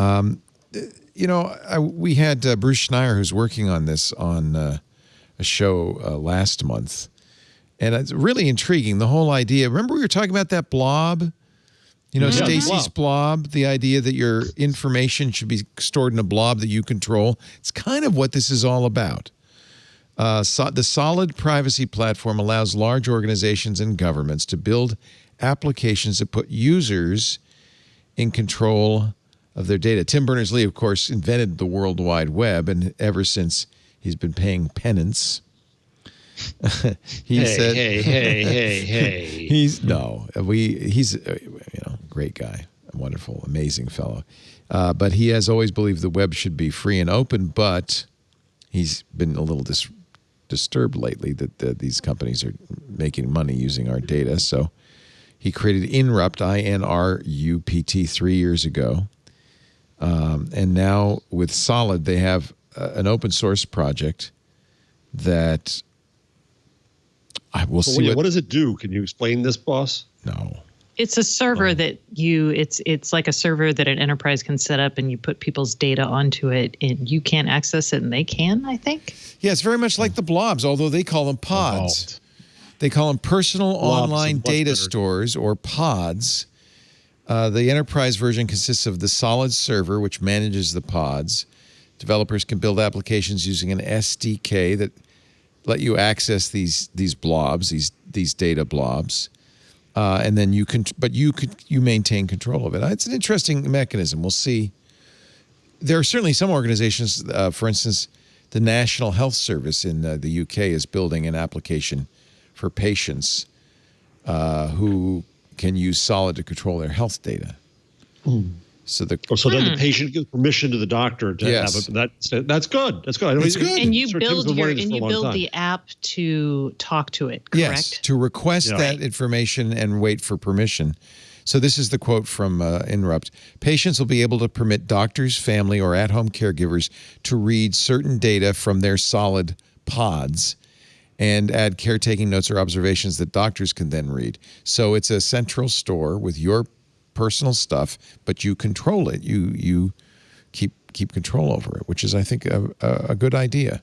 So basically, every time I speak to Germans, you have a big database that you manually take care of. No. All the different tables and no, you don't have to take care of it. No. It's like, because that does not sound fun. No. Yeah, I was like, who is going to control this data? You know, he keeps saying that people have control over this information. Like, who exactly? Is it Joe Schmo? So I'm going to guess here, but this is an open source project. So I'm the National Health Service. I'm building a health app. It's in my interest. I want to protect patients' privacies. So I use the Solid database within it and this pods concept within it. When patient information is stored, it's not stored in a SQL Server database or an Amazon bucket or anything. It's stored inside a pod, which is designed to be tightly controlled and secure. And the pod has an API or some permissions framework. A permissions framework, so that the physician puts stuff in there, the caretaker puts stuff in there, everybody puts stuff in there, and then as the user, as the owner of the patient data, they will request of me permission to access that data. So I don't control it in my pocket. That was actually Stacey's original blob idea, and this is probably I would guess one of the issues is you've got to tell providers you need to use this Solid interface in your code. It's when developers writing is the enterprises will use it and will run it and keep the data, because they don't want to deal with storing your data. They want to outsource that to this company, basically. And I don't think it works. I'm unclear. So I don't know. It may be like I have SQLite built into my app, or MySQL built into my app. Instead of that, I have Solid built into my app. And that's the data store with all of these controls. It's not clear to me. It's not PaaS, privacy as a service? It's not clear to me that there's a third party storing it. Okay. I thought the Inrupt people were going to store it. Yeah, I don't think so. It's an open source. Oh, okay. So no one's doing that, because I don't think a lot of the NHS would totally build and maintain the server for customers using like their stuff. But then what you have is useless, because it's your data in lots of your data may be stored but it's securely, all sorts of places. Yeah, everywhere. Yeah, it's you not want really that blob, centralized thing. Yeah, it's blobs.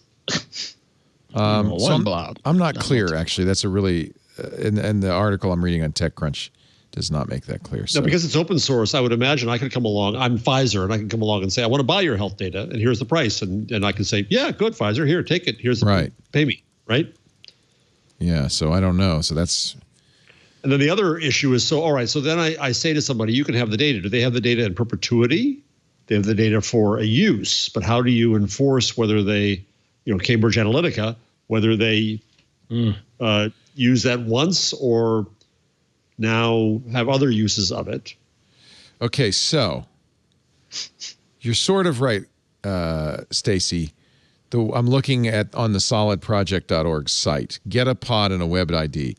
You will pick a pod provider that will be hosting your pod. As of now, there's only two places, Inrupt and the Solid community.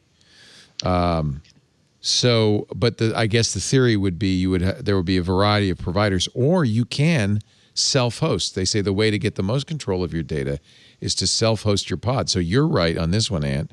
Self-hosting means your data is physically stored on a hard drive you hold at home and managed by software you run on your own machine. I doubt that will be the predominant way of doing it, but somebody who's sophisticated enough to do that. I have a Synology NAS. I was going to say it's like Synology or like what is it's the media server that everyone loves. Plex. Thank you. So Plex runs on my Synology. There might also be a solid object that runs on my Synology where all my data is. And then maybe I have a key that when I sign up with a health plan, I say, here's the solid key. Please store all my data there. I think that's an interesting thing. So you'd either go to a provider that does this, third party, trusted third party, or you could do it yourself. So it's, in a way, you know what it's like? It's like LastPass. It's like a password manager. Many password managers allow you to either use them to store your password or you store it yourself. I think that's you know what? It's Tim Berners-Lee. I'm not gonna bet against it. It's very interesting. Full disclosure is that I'm an advisor and a shareholder in a company that he's also an advisor and shareholder. Just so you know, minor. I haven't seen it in ages, but yeah. The company? Yeah, they're good. They're still going. They're great. Oh, I thought you said you hadn't seen it in ages. Like the company. I haven't had anything to do with them in ages. Is the name TikTok? Okay. Sorry. No, it's Google. No. So there are also on the Solid Project website, there is a showcase of Solid apps. For instance, NotePod, a simple note-taking app that stores notes in your Solid pod. I like this idea. It's essentially that blob you were talking about, Stacey. It's a secure enclave that you control, that you put the things you want to keep private. You either host it yourself or use a third party, and you have there are ways you can give people access to different parts of it. This is a great idea. So the company that I'm involved in, I just couldn't remember the name for a second, was Infinite Analytics. This company provides marketers with data to help them understand how to make more effective commerce recommendations. But Sir Tim came in and he asked me to be involved because we thought there was a media opportunity here, and the media people were too stupid to understand the opportunity, so I became pretty useless to them. But he talked early on years ago about how you could have a trusted third party in media that would have data about the consumer's use of this media and that media, and the consumer could have say, okay, yes, you can tell them all that I like playing horseshoes. So give me lots of horseshoes sports data, and the consumer would then be in control of that.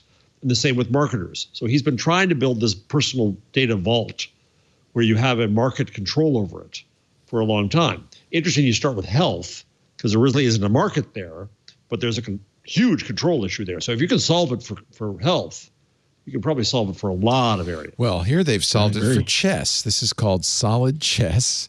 It's a decentralized chess game. I was joking about horseshoes. No central server is required to run or set up a game. So you invite somebody, you play somebody, and the data is stored in your pod. So crypto. Why do you need private chess? Well, you don't. It's a proof of concept.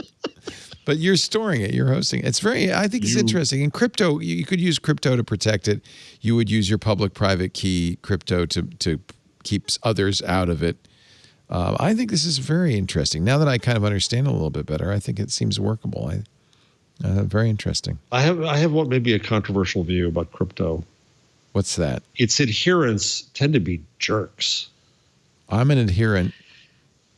Oh, okay. I'm an adherent, but not for currencies. I'm really excited about it for large-scale authentication of automated devices. I'm excited too, but it's like admiring a BMW, then realizing you don't like all the drivers because the way they drive. I have a BMW. Oh, come on. You do? And she's a crypto I thought nerd. You had 2 strikes and you're out, Stacey. I have my husband. We buy all of our cars used, and the BMW. I think it's a 5 Series 3. Beautiful It's car. all right. It's blue. It's Yeah, cute. you You don't It's have to peppy. justify it. It's okay. That's okay. Let me take a break, and then we got to wait a minute. I could do the change. I should do the change log. You ready to do the change log? Play the Sure. trumpets. Yeah, This let's is do closer the to the end by the time we do the show. Yeah. No, now's the time to do the change log. It's change log time. You probably saw some buzz and noise on the net about Google Photos storage policy changing. I only have 2 years left. Oh, no. Starting in June 2021, any new photos and videos you upload will count towards your storage. The storage, either the free 15 gigs that comes with your Google account or any additional storage you purchased as a Google One member. I think I have one. Tell me my G Suite I can use for my photos. Yeah. Please. Oh, well, I don't know. No, I don't know. Different arms. You get a terabyte with G Suite. Your Google account storage is shared across a Gmail, Google Drive, and Photos. If you have online existing high-quality photos and videos, people who bought Pixel phones, for instance, until Because recently. they convinced you it was one of the benefits of buying the phone was to store your photos. Yeah.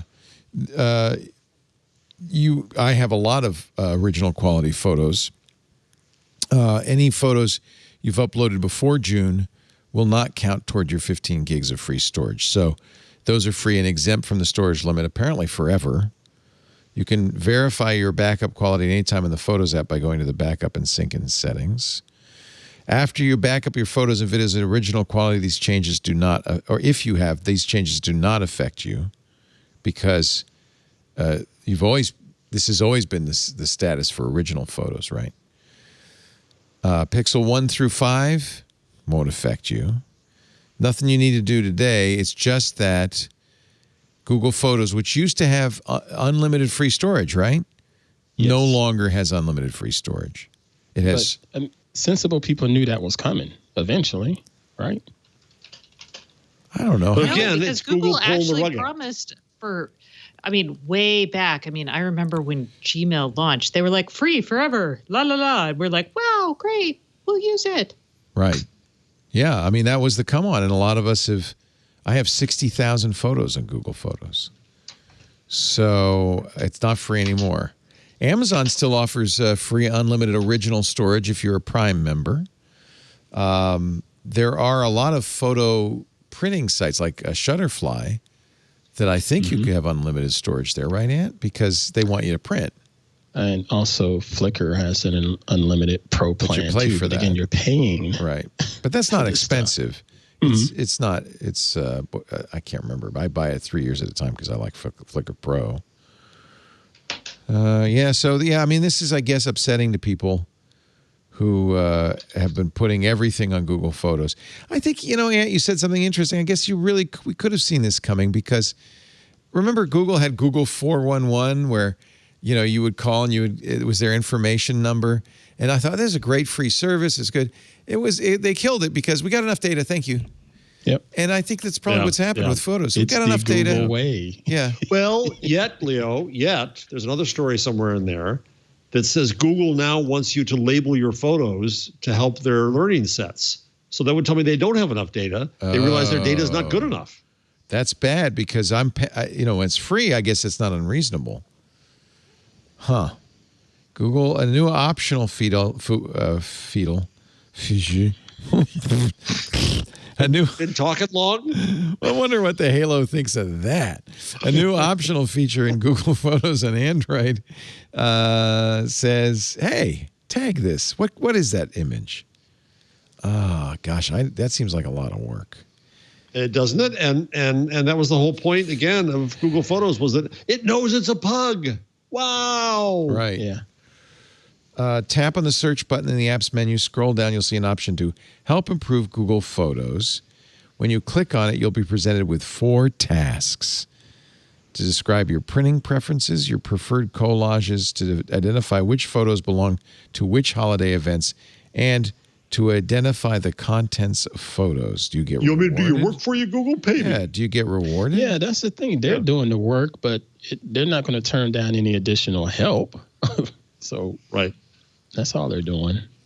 I'm sure they're still working hard at all of the tagging and being able to figure out the facial recognition stuff and animal recognition. It's done pretty well without that help, right? It's done very well, right? I think the identification is good. Although, do the Google CAPTCHAs bother you? You know, where they say, where are the traffic lights? So annoyed. I'm so where's the crosswalks? I'm so sick of filling those out for everything that I do nowadays. And don't you know when you're doing that, you're just training Google for its self-driving vehicle efforts, right? We're just giving them that because we have to. Bugs the hell out of me, but annoying. I feel like it's okay because what you get is worth it. I mean, like the knowledge you get is pretty cool, but that's just me. Yeah. Well. Yeah, but every single time I click on something. I guess I don't get a lot of captchas. Maybe that's what. Oh, I get a ton of them. You don't go to new places, I guess, or something. I hate change. No change. Google's been working on adding pay features in its Google Photos. Again, for Google One members. They're just trying to make Google One more and more valuable. XDA developers spotted this in an APK teardown in version 4.45. In version 5.18, there's more evidence. New prompts that will alert the user of the premium editing features and urge them to get a Google One membership. Not sure what features. Maybe Color Pop is one that's locked behind the paywall. One commenter suggested.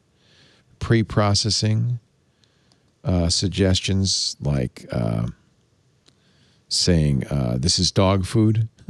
No, that can't be what it is. They're dog fooding it. That's probably. Here it is. Dynamic. I want all my pictures to look like dog food. Can you do that for me, Google? Dynamic, HDR, or vivid. These are all filters, I guess. Maybe new filters like Afterglow, Airy, Ember, Luminous, Radiant, and Stormy will be behind a paywall. I smell a CFO. Yeah, you think it's all Ruth Porat's fault? I think so. Like, there's photos things. What's this making for us? There's no ads on it. What the hell? Yeah. Heck, you probably smelled the shareholders too. Right. Ruth's just doing the bidding of the shareholders. Well, I am one, and I'm not happy. She's the chief financial officer. You're a shareholder in Google? Oh, I think we've talked about this before. I've said this before. He has a small stake in Google that is worth nothing. I feel like every show you should introduce him like that personally. And Google's shareholder. TV Guide critic. And and Google shareholder sounds so grand. Now, okay, Stacey, let me ask the journalism professor and the journalism practitioner. So my retirement funds are invested in. It's different if it's in an ETF because you don't control those things. It's mutual funds. So, for instance, one of them is a technology fund, which is hundreds of technology stocks. Google and Microsoft and Apple are in there, but I don't control what percentage of it or anything. I buy the fund, right? Yep. Right. So that's okay. I don't have to disclose because I couldn't. Funds are fine. So, I mean, every publication, and I've worked for many, and they have been all above board. You can do ETFs, you could do mutual funds as long as you're not picking and benefiting from individual stock decisions. Yeah. The other option is to create a blind kind of trust situation. So like for a while, my husband did it all, and I just had no idea what was in our stock portfolio. Yeah. For instance, I think Lisa, I don't want to know what they are, but Lisa has individual stocks, and my wife, I'm not trying to influence her portfolio, and I don't know what their portfolio contains particularly. But I would say if you own individual stocks, you need to disclose that, or is it on the website as part of your disclosure, Jeff? But I have it on my. He said it every once in a while. He said it. I say it, but I feel like every time relevant. You should say it because, it's this week in Google. Well, I know, but it's what's more relevant is when we talk about Facebook issues and I raise money for the school from Facebook. You're pretty good about disclosing that stuff. I've disclosed Google before. It's not like millions of dollars, right? Is it? Well, Oh, well, never mind. I think you should disclose it every time from now Would on. that it were. And you should buy me a boat. A little tiny boat for your bathtub. Yeah, I don't. For that reason, I've never bought individual stocks. But that also because I feel like I don't know what the hell I'm doing, and if I buy an individual stock, I'm going to be burned anyway. Yeah, I mean, I had before I joined the show. Right. No, you did. And there are some sad stories associated with this. We had a guy, wonderful guy, Scott Bourne, who was a regular on Mac Break Weekly, and I said, he had a fairly hefty holding in Apple, and he says I told him he had to sell it. He did, and then he never will let me forget it because it's gone up like 800 times since. Oh yeah. Ouch. Oh no, I've had to. I mean, That's the bird photographer. The bird, yeah, Scott's great, and Scott is an unabashed Apple fan. So regardless, I don't, nobody expects him to say bad things about Apple anyway. So anyway, I guess I feel. Well, anyway, bad. I'm not happy, Ant, if Ruth did this. So about there. this photo thing, because I think this is penny pinching. Google should not be a penny pinching company. Did you know? Speaking of Scott Bourne, recently tweeted within the last half hour. For those asking, yes, I'm tempted by the new Apple Macs, but for once in my life, I'm going to be smart. I'm not going to be a beta That's a tester surprise. on a new unproven tech. I remember waiting on a street corner outside the Apple store in San Francisco with Scott because he had a tower taller than him of new Macintosh computers. Yeah. And I was kind of like saying, all right, I'll protect you. I'll protect you. That was the day they were released. So this is definitely showing some unusual restraint on the part of Mr. Bourne. I have, on the other hand, before the announcement was over, had purchased a MacBook Pro 13. I know this isn't Apple. I know we're in the changelog, but what's your quick review? Because I didn't have a chance to watch. I don't have it yet. Coverage. I don't have it yet, but I'll let you know. But, I mean, no, of what they did. How are you happy about the new chip, about the design? Huge. Yeah, okay. Huge. Potentially, this could be a revolution in desktop computing. But it's the first time in a long time we've had one company make the entire stack, the software, the hardware, the chips, everything. And it reflected in the pricing. They'd actually dropped the price of some of the products. The other products stayed at the same price, but potentially with significantly increased battery life and performance. So, but it remains to be seen. That's Apple saying it. We'll see. And the first reviews will come out probably next week, around about this time. And the first hardware will arrive a week from Friday. How is it a desktop revolution? What is it? Well, partly because of that. Apple's making their own. They're saying goodbye to Intel and making their own processors. And there is an absolute synergy, I think, to one company making the entire hardware and software stack, because everything can be tuned. You know what Big Sur needs. You know what the applications running on your system need. You know what they do not need. Instead of buying off-the-shelf processors from another company that's making a generalized chip, you're designing, building, and making chips that are specifically for your particular use case. That, I think, has a lot of potential. They're also, this hardware platform is very forward-looking. They're doing things Intel apparently cannot do, including a 5-nanometer process, unified memory architecture. They have one system on a chip that has everything, including the DRAM is on that one chip, which means that the DRAM is faster than any outboard commercial RAM. Even their integrated video can't be looked at the same. Right. Yeah, well, we talked about that because people are saying, well, what about I want an NVIDIA card? Well, we have to see, but it's potentially faster than what NVIDIA could do, even though it's shared memory. Well, it's just, you can't compare the two because it's such a different architecture. Got it. Thank you. There's a lot of potential. It's going to be very interesting. I would not, if you don't have a dog in this hunt, I like even Scott Bourne, I wouldn't run out and get the first one. I would wait and see because there are going to be issues. There are going to be compatibility issues because it's not Intel, and all the software up to now has been written for Intel. So there may be issues there, although Apple's very good at that. They have a lot of experience with that kind of transition. This is their third time changing chip platforms. But also there'll be issues that, we don't know what the performance will look like, or if there'll be showstoppers, or, if it'll get hot, or we don't know any of that stuff, and we won't until we get it in our hands. So there are unknowns. However, on the face of it, it looks very, very positive. Sorry, Stacey, I just lengthened the show, but I think Stacey's interested. that was good. She's all into chips. Okay, Yeah, it was all yeah, about that's chips. right. I It's was like, chips. this is great. Yeah. It's chips. I'm here for that. Yeah. You're happy for chips, yeah. I would, if you're interested, because Apple, the problem is, and it's, this is Apple, they never even mention clock speeds at all. No, they didn't. Zero. So, they did a lot of graphs with literally no numbers on the axes. So you don't know, what am I looking at here? But there was a very good piece in AnandTech, kind of an unusual piece in AnandTech, because based on very little information, they were able to do a lot of sleuthing, including they took a silkscreen of the chip and were able to figure out what all the pieces were. Wow. One of the things that's going to be very interesting, Stacey, I'd be curious what you think about this. We were talking about this on Windows Weekly. There's a 16-core neural engine on this chip. So you've got eight GPU cores. You've got 4 high-performance CPUs, 4 high-efficiency CPUs for a total of 8. But in addition to all of that, and notice the RAM is right here on the chip. But in addition to all that, you have a 16-core neural engine, a machine learning engine built in. This is the kind of thing you get on phones, but Apple's putting in desktops. I wonder who that's for. It's for the emoji Mr. bar. Ant, Yeah, you can. You photos? probably would. graphics.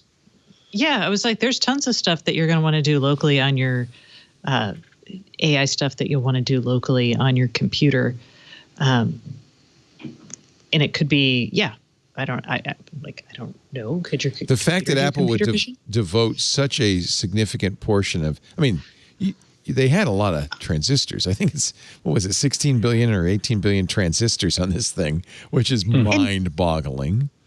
And this is different from the Bionic processor on the phones. Maybe they just stuck it in there just to see what people would do with it. Oh, what about these things running VR or like a headset? Well, what's also interesting, so this is an interesting point too. These chips, they're dubbed M1, are distinct from the iPhone chips. We thought maybe they'll take the iPhone A14 or the new A14 iPad chip and do something similar. It's clearly based on that platform, but it's different. And so it's not that they said, well, we got these chips, we're just going to put it in the desktop. They've definitely done other things that are specific to desktop. So they have the capability of saying, and we're going to do one for VR, and we're going to do, but they're not designing a general chip. That's the whole point, is these chips are tuned to the use case very precisely. So I don't think they put in a 16-core neural engine unless they see a use case in desktop computing. And it's not, if you're not a researcher, if you're using Microsoft Office and Chrome, do you need neural engine in there? That. I don't know. Nah. Well, maybe you do. Not I don't yet. know. Not yet. Not yet. So maybe they're thinking of like, something. Well, yeah, because how long do you keep a Mac or Let's a say laptop? Probably the average 3 to 4 years. Yeah, 3 or 4 years. Yeah. So, yeah, I would say 3 to 4 years. We could be looking at needing some sort of. I'm so now sucked into like the IoT world. I'm like, of course you need edge processing or edge, But yeah, I don't know.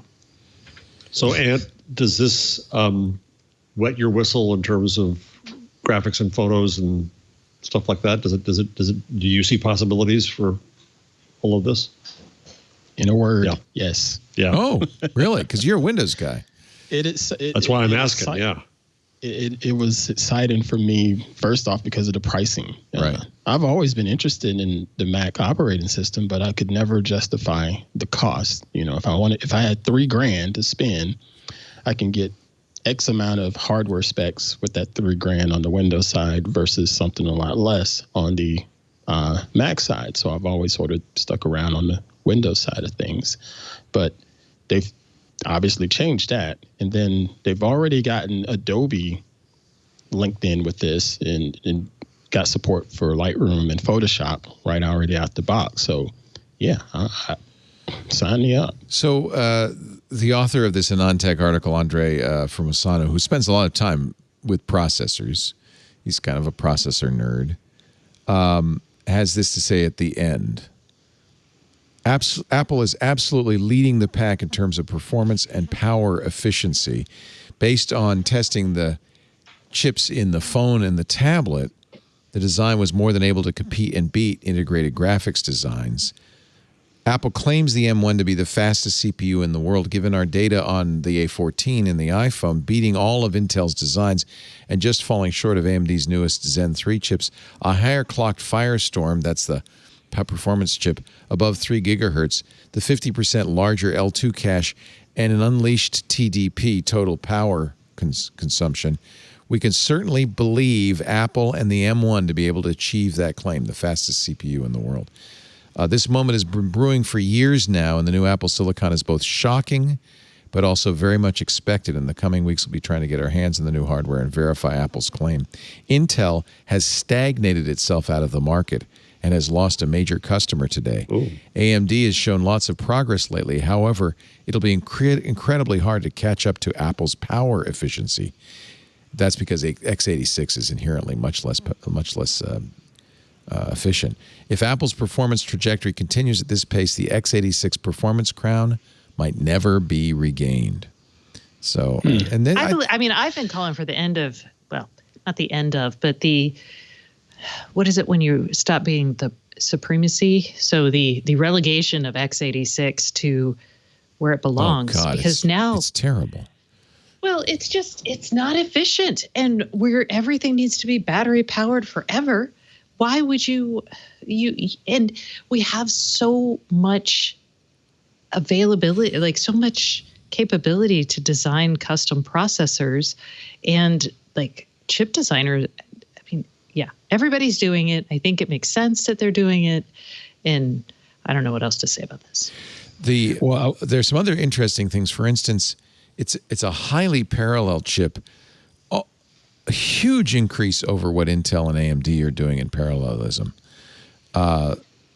So that's also very interesting. And that, the size of the pipelines here is remarkable. So that's the point, is that they're doing things that make it very difficult to do. Oh, well, that's a 3 gigahertz chip. That's a 3 gigahertz. It has nothing to do with clock speed. And I think that there'll be the same complaint about RAM, because they're all maxed out right now at 16 gigs of RAM. Yeah. But I don't know if you can judge it, because if it even matter, right? Yeah, how they're using RAM is different. iPhones have never had much RAM. So I think we just have to wait till they come out and say, well, let's open, some programs. Let's do some head-to-heads. I'll also say that regarding the Adobe part of it, what they were showing was Adobe Lightroom, not Lightroom Classic. And people that use the Adobe suite know that Lightroom Classic is a beast. It's a pig. As far as that's the beast. As far as trying to have have resources to run it, So I'm still waiting to see what's going to happen with that. And then from the AMD side of things, I'm an AMD fan. I've never really bought into the Intel side of things, and AMD has been rather exciting for content creators and how they work with the likes of Lightroom and Premiere Pro, where you don't necessarily have to offload into GPU acceleration. Right. The chips are handling quite a bit of the task already. But I think Stacey's point is really well taken, which is that x86 should have end of life a decade ago. Intel thought it was going to, and then it failed. Surprised it hasn't, right? And so I think that it's high time to see if we can replace x86 with something better. Well, and they tried. I mean, do you remember Larrabee? Yeah. I mean, that was 2008. Yeah. No, Itanium was actually, that was AMD, wasn't that? No, that was Intel. That was Intel? Yeah, okay. And the problem was it was so damn hot that it couldn't even work. Yeah. So anyway, what machine did you buy? I bought theoretically, I think the fastest one, the MacBook Pro 13 rather. So we'll see. I will do. I like that. Theoretically, the fastest one. Yeah, it's unknown. And this is the M1. There'll be many generations after this. So it's going to be very. I think it's high time we got rid of x86. Only Apple could do this. Microsoft can't leave x86 behind. So it's going to be Intel or AMD on Windows for a long time. Their ARM attempts have just been horribly slow. Well, you don't call it a Wintel monopoly for nothing. Yeah, right. By the way, YouTube is down for everybody right now. I don't know what's going on, but I've just been in what will you watch tonight? Oh, I know. Boy, is it ever. Is it back? No. Is it back? No, it's back. Is it? I can watch. Let me see. I'm watching Olive and Mabel. Are you able to watch something? Let me see. I don't know. Nope. I can't see Olive and Mabel. Well, how about You'll see them later. youtube.com/twit? I think, yeah. So the YouTube site is YouTube up. Music working? The video streaming is down. So that means that's a different part of the overall. Let's see our live stream. Yeah. Same problem with YouTube Music. No, hold on. Maybe it's not. So there must be a Google status page. Let me see. Is that part of the changelog if YouTube is down? That's part of the changelog. Yeah, look. I see a bunch of red exclamation marks next to Google Compute Engine. Even music. And music is down too. Music rests on the YouTube. So service disruption coming from the compute engine. So that would mean much more than YouTube. That would mean anybody running on Google Compute might be having problems. I don't know. Snapchat. See if Snapchat's up. It's like small. They're No, a that's not it. This isn't. They're a GCP customer. This is not related to. That's just that, and that looks like it's fixed too. By the way, so yeah, Google's not reporting a status problem right now. It's available. That there was a problem with compute. All right, keep an eye on it. Is it an overall internet disruption? We still in the changelog? Well, that was the change. Google's going to factor page speed and experience into search results starting in May. So you better get your page loading fast. And the experience part is interesting too. How do they measure criteria? that? Yeah, well, they're there. It's in the story. Yeah. It's criteria. So core web vitals, loading, interactivity, visual stability. Will it be mobile friendly? Safe browsing friendly, HTTPS. That's something Google's been... No intrusive interstitials. I can finally get that thing off my page. Dropping Stacey away. Is that an intrusive interstitial when you drop that? I think so. I tell my husband, he's like, it works. I'm like, everybody does it, Stacey. It's not your fault. Husband's all I about hate bottom line. It's less intrusive than others. It's intrusive, but less so than others. I don't have any annoying ads, though. I just have tiny banners on the side. So if you can sit through that interstical... Nothing else is going to do anything. You know, the problem with it is you think you're fine, you think you're home free, then suddenly, boom. Oops. I know. I'm sorry.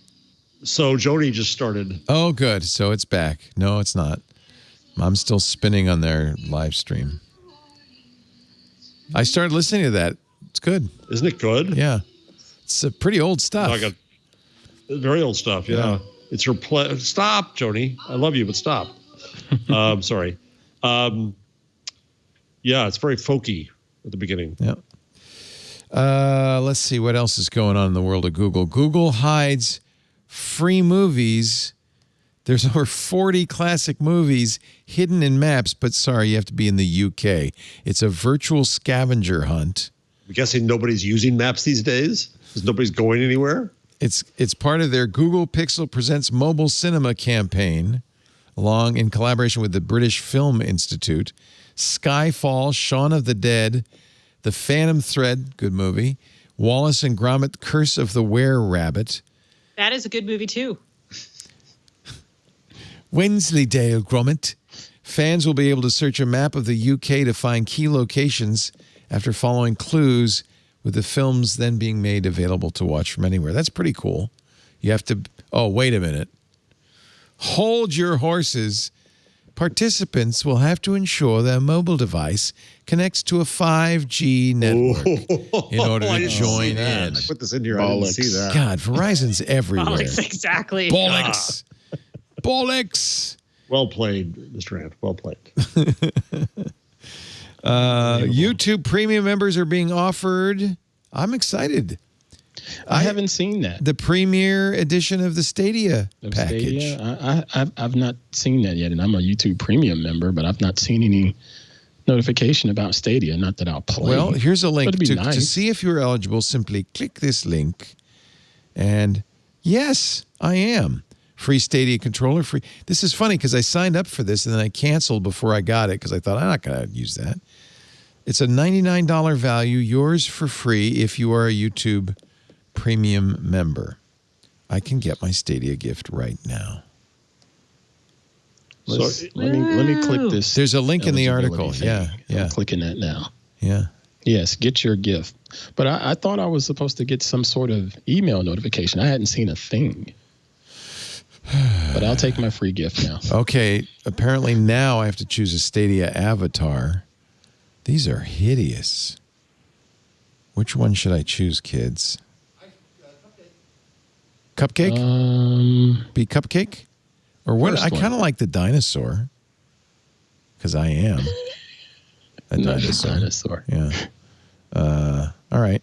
Now your Stadia name is public. I'm going to say Chief Twit. Don't use your real name. Oh, okay. That's how I will appear to other players. Chief Twit the dinosaur. So you also have to buy a Stadia Pro. No.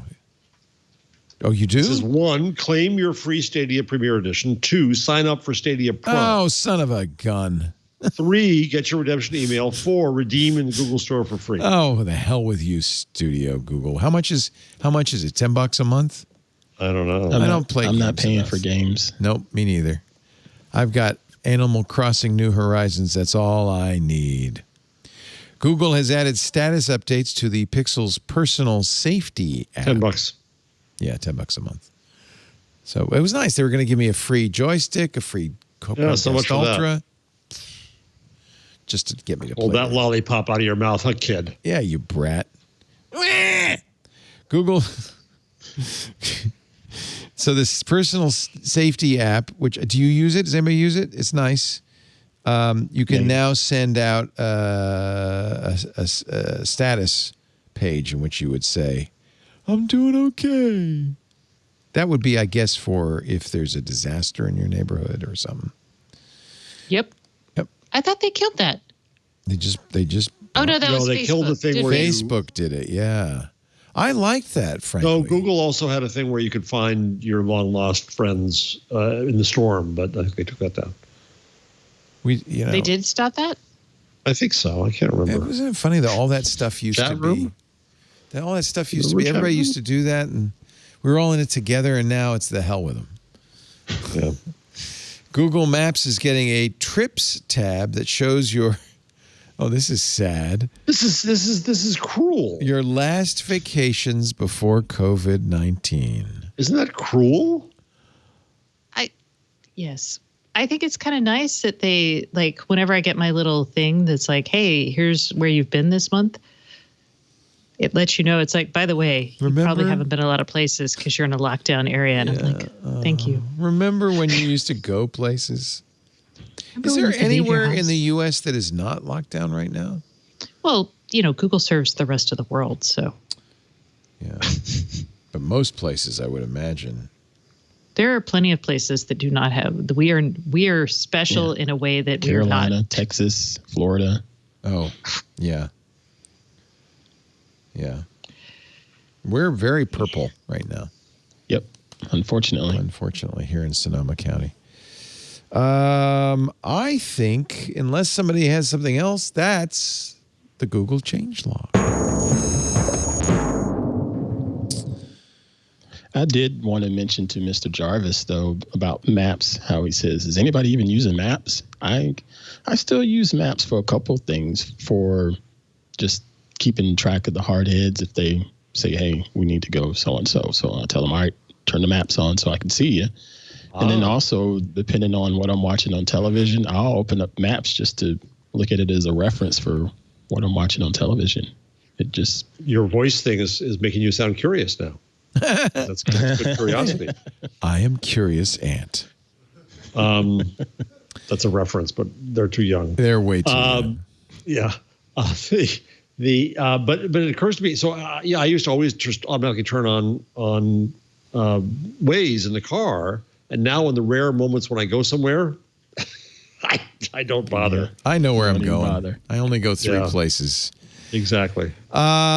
We had an advertiser about a decade ago. I was a big fan of it. Everybody was really into the Slingbox. You remember that? I remember listening to TI, one of their chip engineers, explain the new chip inside the Slingbox low. God, it was like, 12 or 13 years ago now? Yeah, I was really sad. Actually, I wasn't sad. This makes sense. Monday, they stopped selling it a long time ago, I think. But Monday, Dish announced they're going to turn off the Slingbox servers. So they'll continue to operate for a couple more years. But after that, the hardware won't work. It needs, I didn't really realize this because it feels like you're just connecting to your home entertainment system from the road. That's what people used it for. But I guess for NAT traversal, you have to go through their servers, and they didn't want to keep running those servers. The Sling player doesn't work. It's 32-bit, so it doesn't work on modern Mac OS.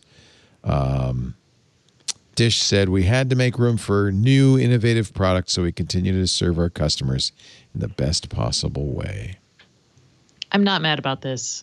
No, I mean, I'll be honest. I'm like, but it had a long run, and they stopped selling the hardware years ago. Yeah, so that's why. Yeah, it's people have had a good run with it. And by now, there's other ways to do it, I would think. There's a lot more options for it. Yeah, so let me think about that. Plex would be the best replacement, right? Mm-hmm. I would say. Run a Plex server in your house. And this is not related to Sling TV, by the way, which is probably another very good option is subscribe to YouTube TV or Sling TV, and you get your locals, you get a DVR. Yeah, what do you need this for anymore? Yep. The idea is this is for someone who bought it, and is still running it because it worked. Right. There are plenty of people out there in the world who are not like us, who are like, I don't want to think about this gadget ever again. It works. Yeah. Well, you're going to be thinking about it again in 2 years when it stops working. Yeah. So this, I think, is a trend we're going to see a lot more of.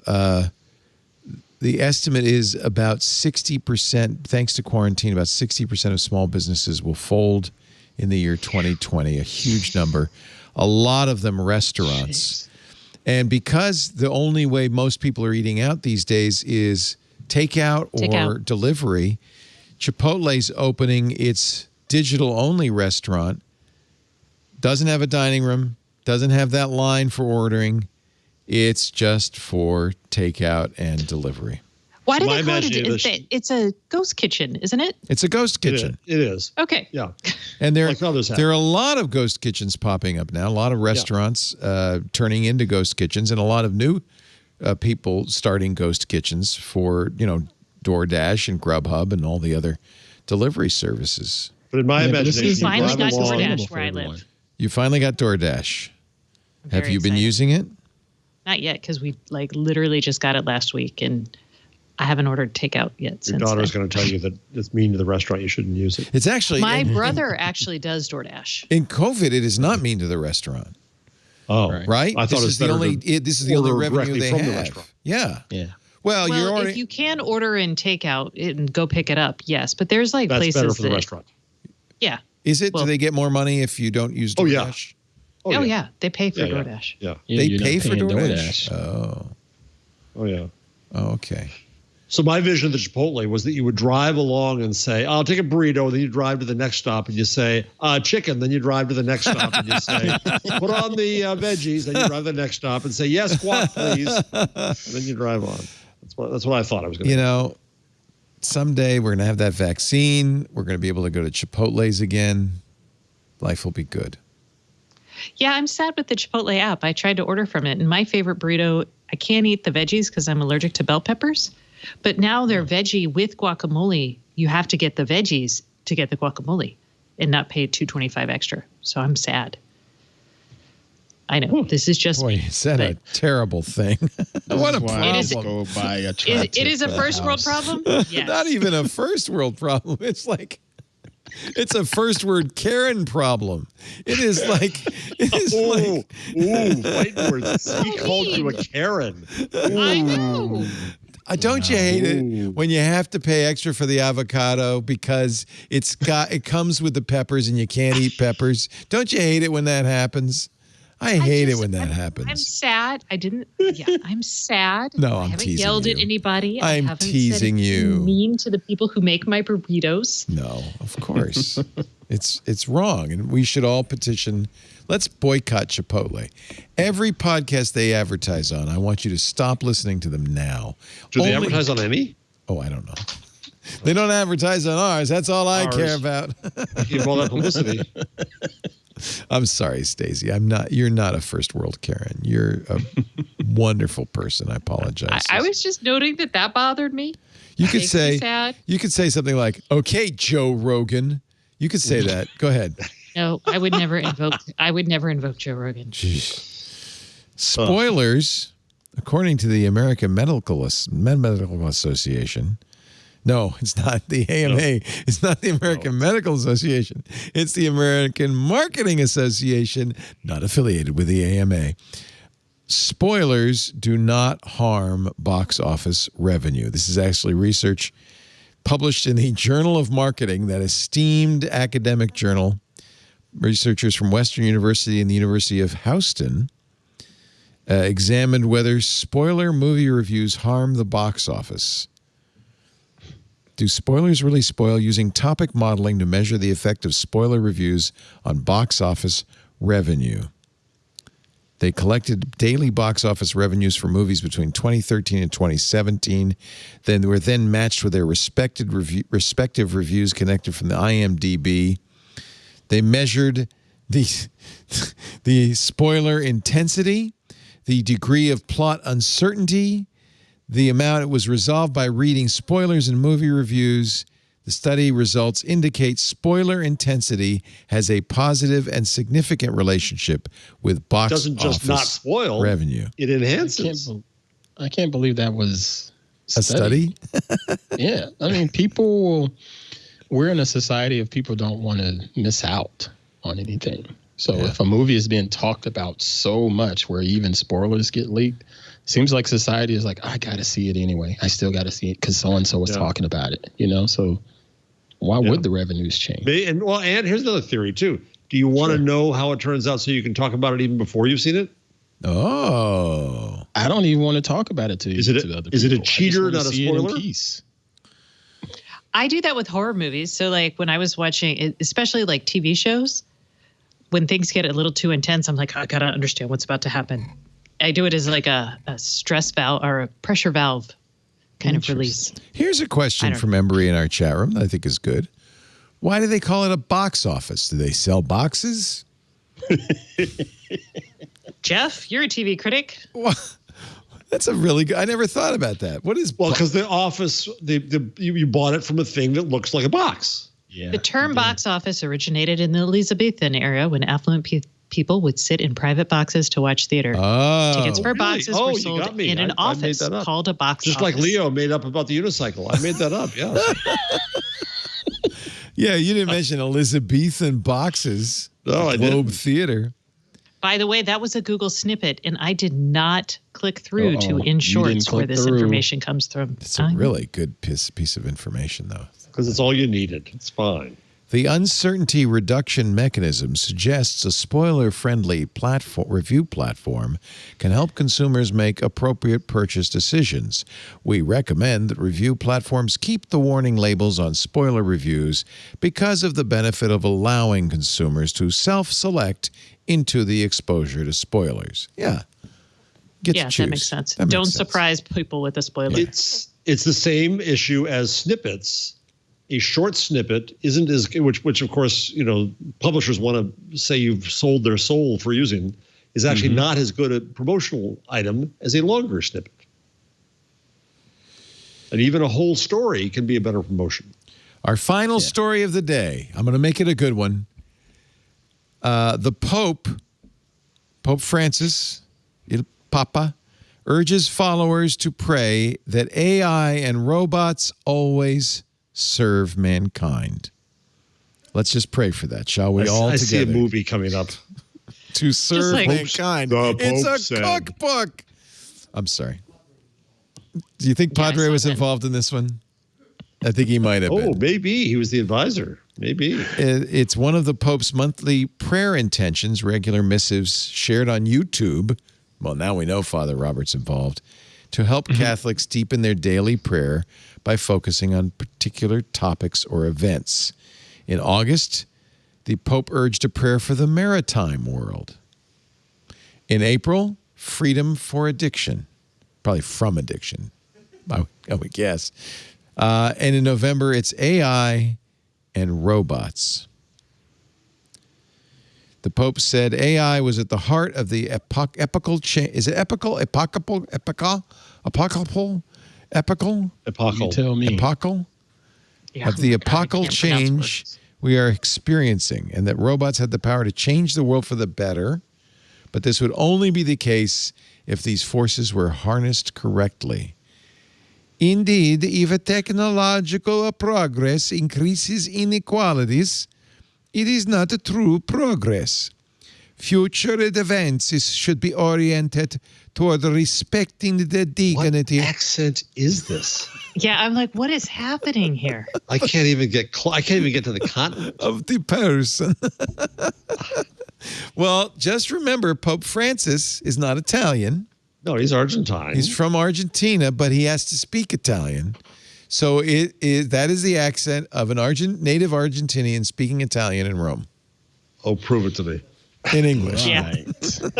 Like, maybe not. I just want to say it's exactly what he sounds like. Okay, maybe not.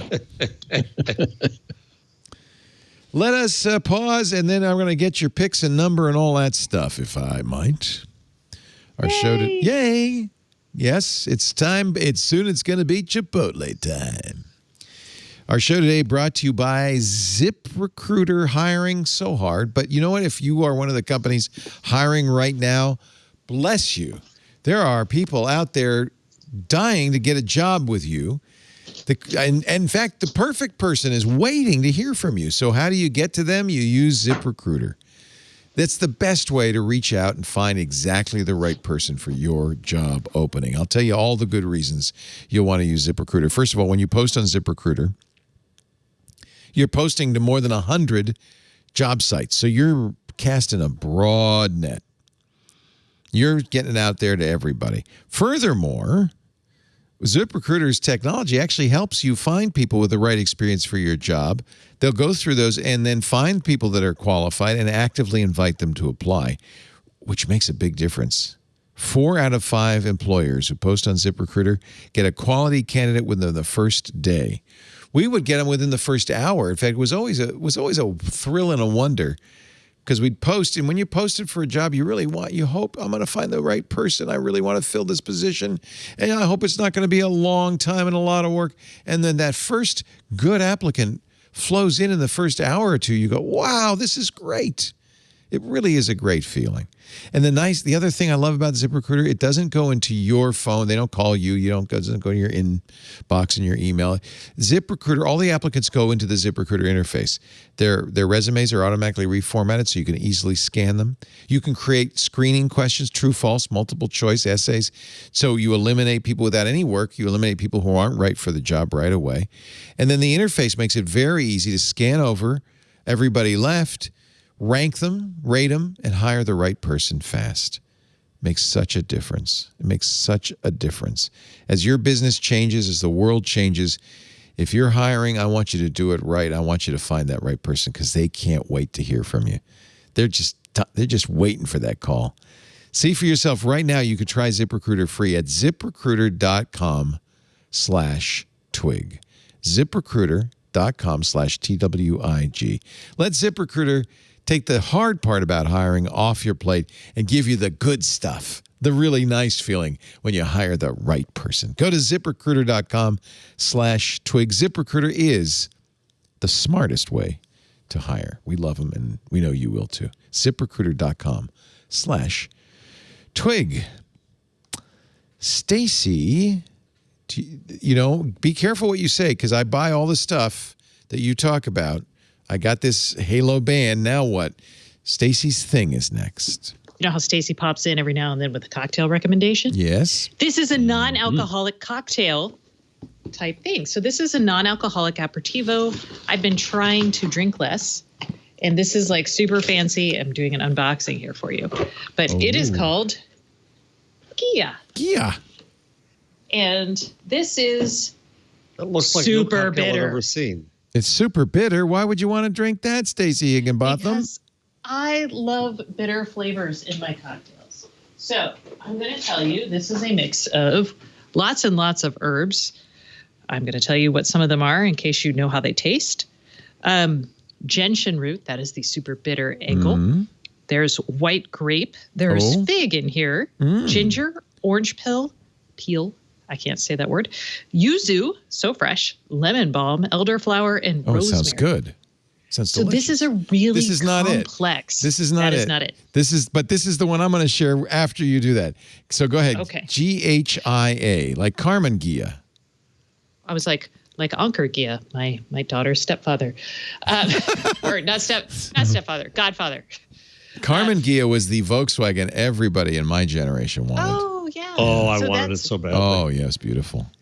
So this is really delicious, and I mix it with tonic. They have a bunch of little mocktails you can make, but it actually is one of the few. Like I have tried like fake gins. I've tried a couple fake whiskeys. I've even tried a fake tequila. This is actually one of the few that really give me the sense that I've had a really complex cocktail. Yeah. You know what? Really, if you just put a little vodka in it, it really is good. But so yeah, if you mix this, I mean, it's kind of like an Amaro or something like that, or actually more like it's what an is herbal. it? A Negroni? Yeah, Negroni. Yeah. So if you don't like Negronis, you're not going to like this. Yeah, but if you kind of groove on that super complicated, there's sweetness here, but the bitters are real strong, or the bitter taste is strong. $33 for the bottle, but it's probably highly concentrated, right? No, I mix mine like 2 ounces of this and 2.5 or 3 ounces of tonic. So that's you don't a drink. need much. Yeah. It only keeps though for like 3 weeks in the fridge. There's about 12 servings in here. But then it's kombucha. And then it's kombucha. But yeah, I for the holidays, especially if, I don't know, I can't drink every night anymore. This Whoop band yells at me when I drink. I know. I know. So anyway, throwing that out there for y'all, it is definitely one of the better non-alcoholics. And I've tried Seedlip and all these others, but this is probably my favorite I've tried so far. Yeah. And you can find it on, I think they're local to our area. DrinkGhia, DrinkGhia.com. Doesn't say where they're from, but I noticed that the phone number to text them is our area code. So I actually think they're from Brooklyn, but Brooklyn? It does feel like a Brooklyn thing, doesn't it? Doesn't it feel like maybe a they have Brooklyn thing? local phone? Maybe they know where I am and they just have local area codes. They also have this whole thing where they talk about the herbs promoting relaxation. I don't know about that, but it's a good. It's funny that you should bring this up because during the election and post-election, I've been drinking heavily. But like you, I don't really want to get drunk. So I've been doing the same thing, which is making adult drinks with herbal concoctions. And the ones I would love to try both of these to see which one you like better. This is Curious Elixirs, and this was something Mary Jo Foley told me about. So I have tried the Curious Elixirs. Which one did I try? They have 4 different kinds. So it's not just like yours. It's herbal, not sweet. They have, and you could put booze in it, but you don't have to. I just put a little seltzer in, a little Perrier or something, and it's really good. So I like this idea. I'll have to try the Ghias. Yeah, I mean, it's not in. I think they actually serve it in bars in California, but I'm not sure if you're going to go to a bar anytime soon. I joined the Curious Cocktail Club, which gives you a monthly variety pack of all the different 4 flavors. So, nice. Yeah, it's quite. So it's funny because at the end of the day, don't you want to? I mean, I feel like maybe because my parents used to do this, they'd go home. My dad would get home and they'd have a drink, but I don't want to have a drink, so I'll have one of these, and it's very nice. It feels adult. Well, and it just feels it's Ant's like it's got a little something, a little bit more, a little less herbal, a little bit more.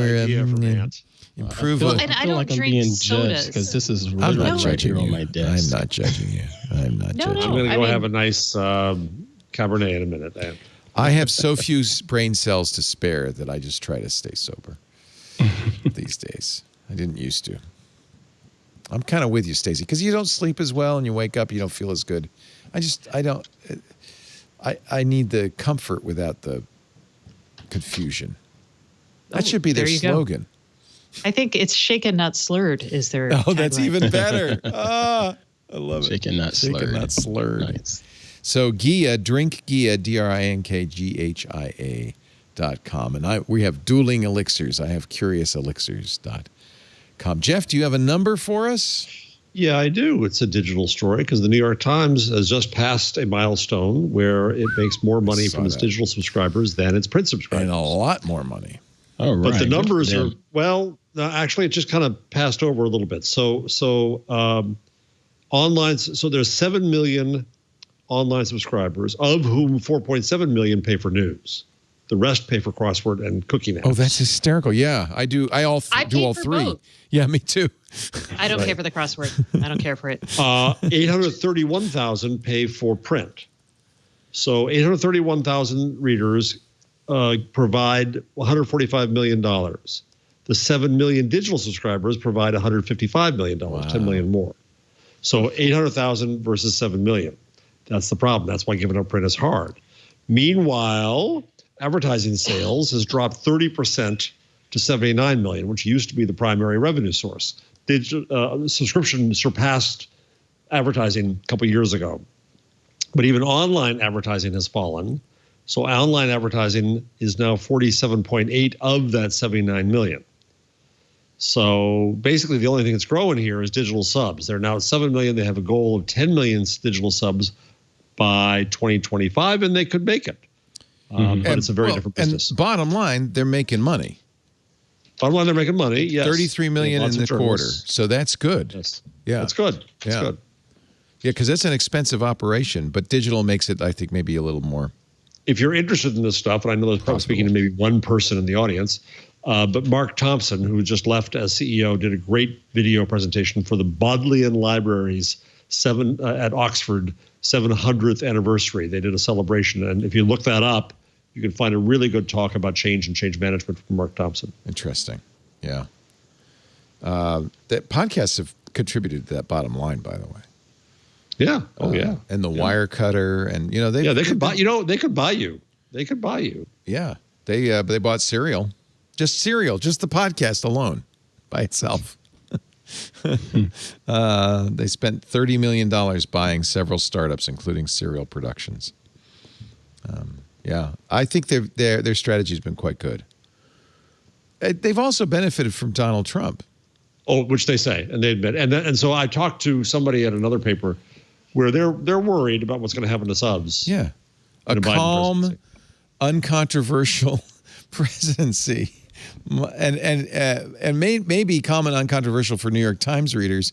It might be very controversial and upsetting for Trump supporters, but they're not going to subscribe to the New York Times to follow the foibles of Joe Biden. They'll find another source for that. Aunt Pruitt, what do you got for us? For people out there that can't afford the likes of Adobe Creative Cloud, my friend and big fan of this show and MacBreak Weekly, Mr. Steve Brazo, shared Isotopes has a deal going on for their audio editing plugins and application RS Elements. It's $100 off, so you can get it for, I think, $30. What? Now. Oh, that's a good deal.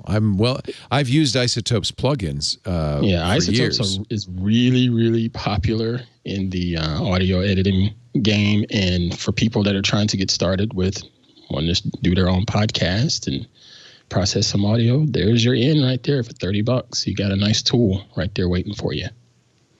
And number two, it's Isotopes. I'm sorry, that's my southern drawl coming out. Sir. No. I just spell it. I always spell all of these because it's not always obvious how that's spelled. Izotope. It's kind of a non-standard spelling. And I love having I love that they put the spectral display on the main page there, because when you're processing noise, that's a great tool. Oh, it makes that noise just stand out. You can see exactly where it is and clean it up and fix it. I love a spectral display. I use it in Adobe Audition, but it's nice to know that a lot of other apps use that too. Good deal.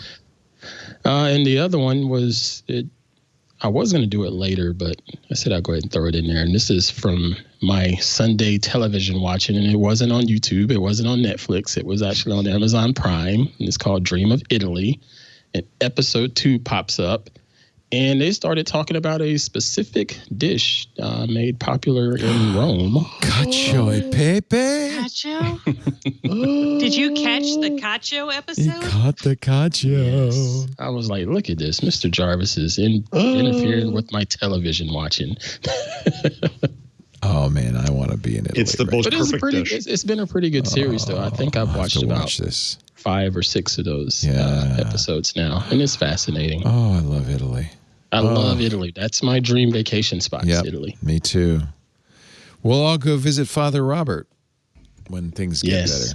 He's told us, he said, come see me before I leave Rome forever, because I don't know, maybe he's planning for that. I don't know. But he said, I can get you into the catacombs. I can get you into parts of the Vatican City that you can't get into as a member of the public. And I think that'd be pretty cool. Man. We should do a twit trip.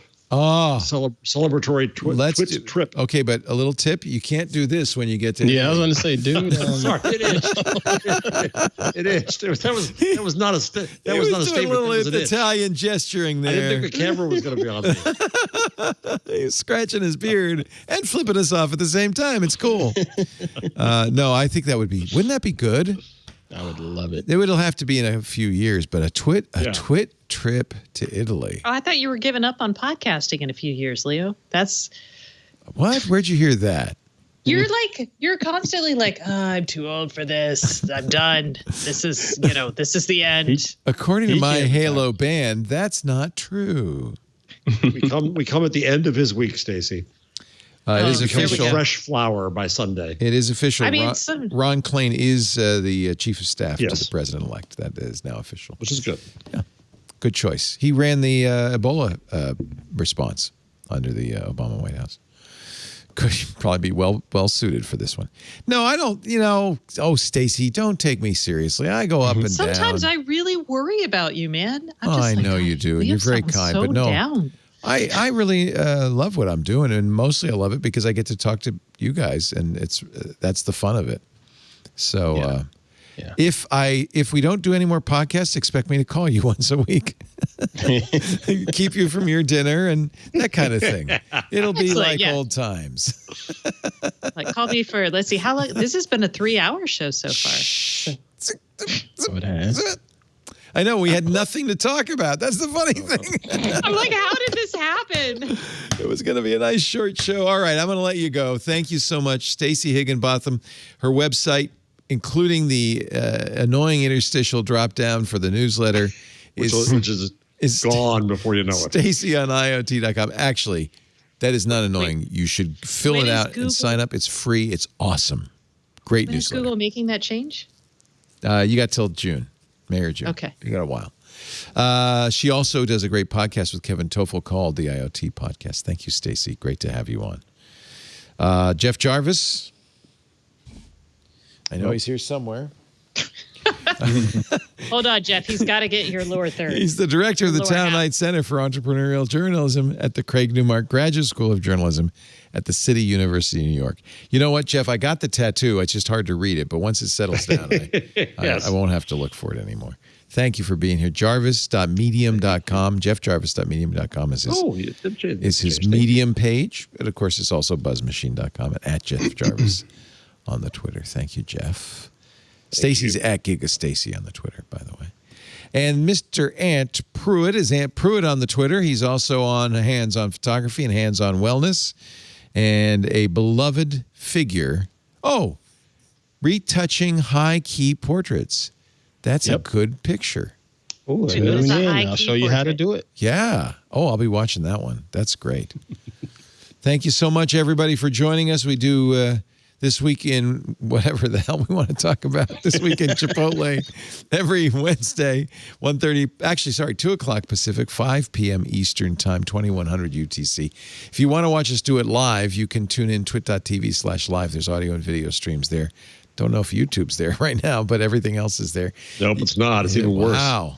YouTube is back for me. Is it?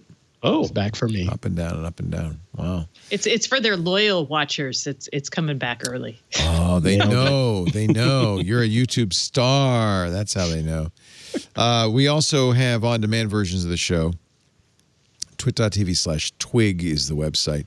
There is a YouTube channel, too, with all the previous episodes. You can go there.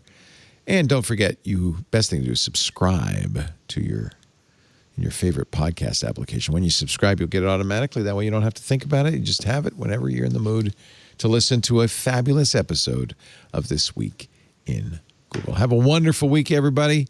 We'll see you next time on Twig. Bye-bye.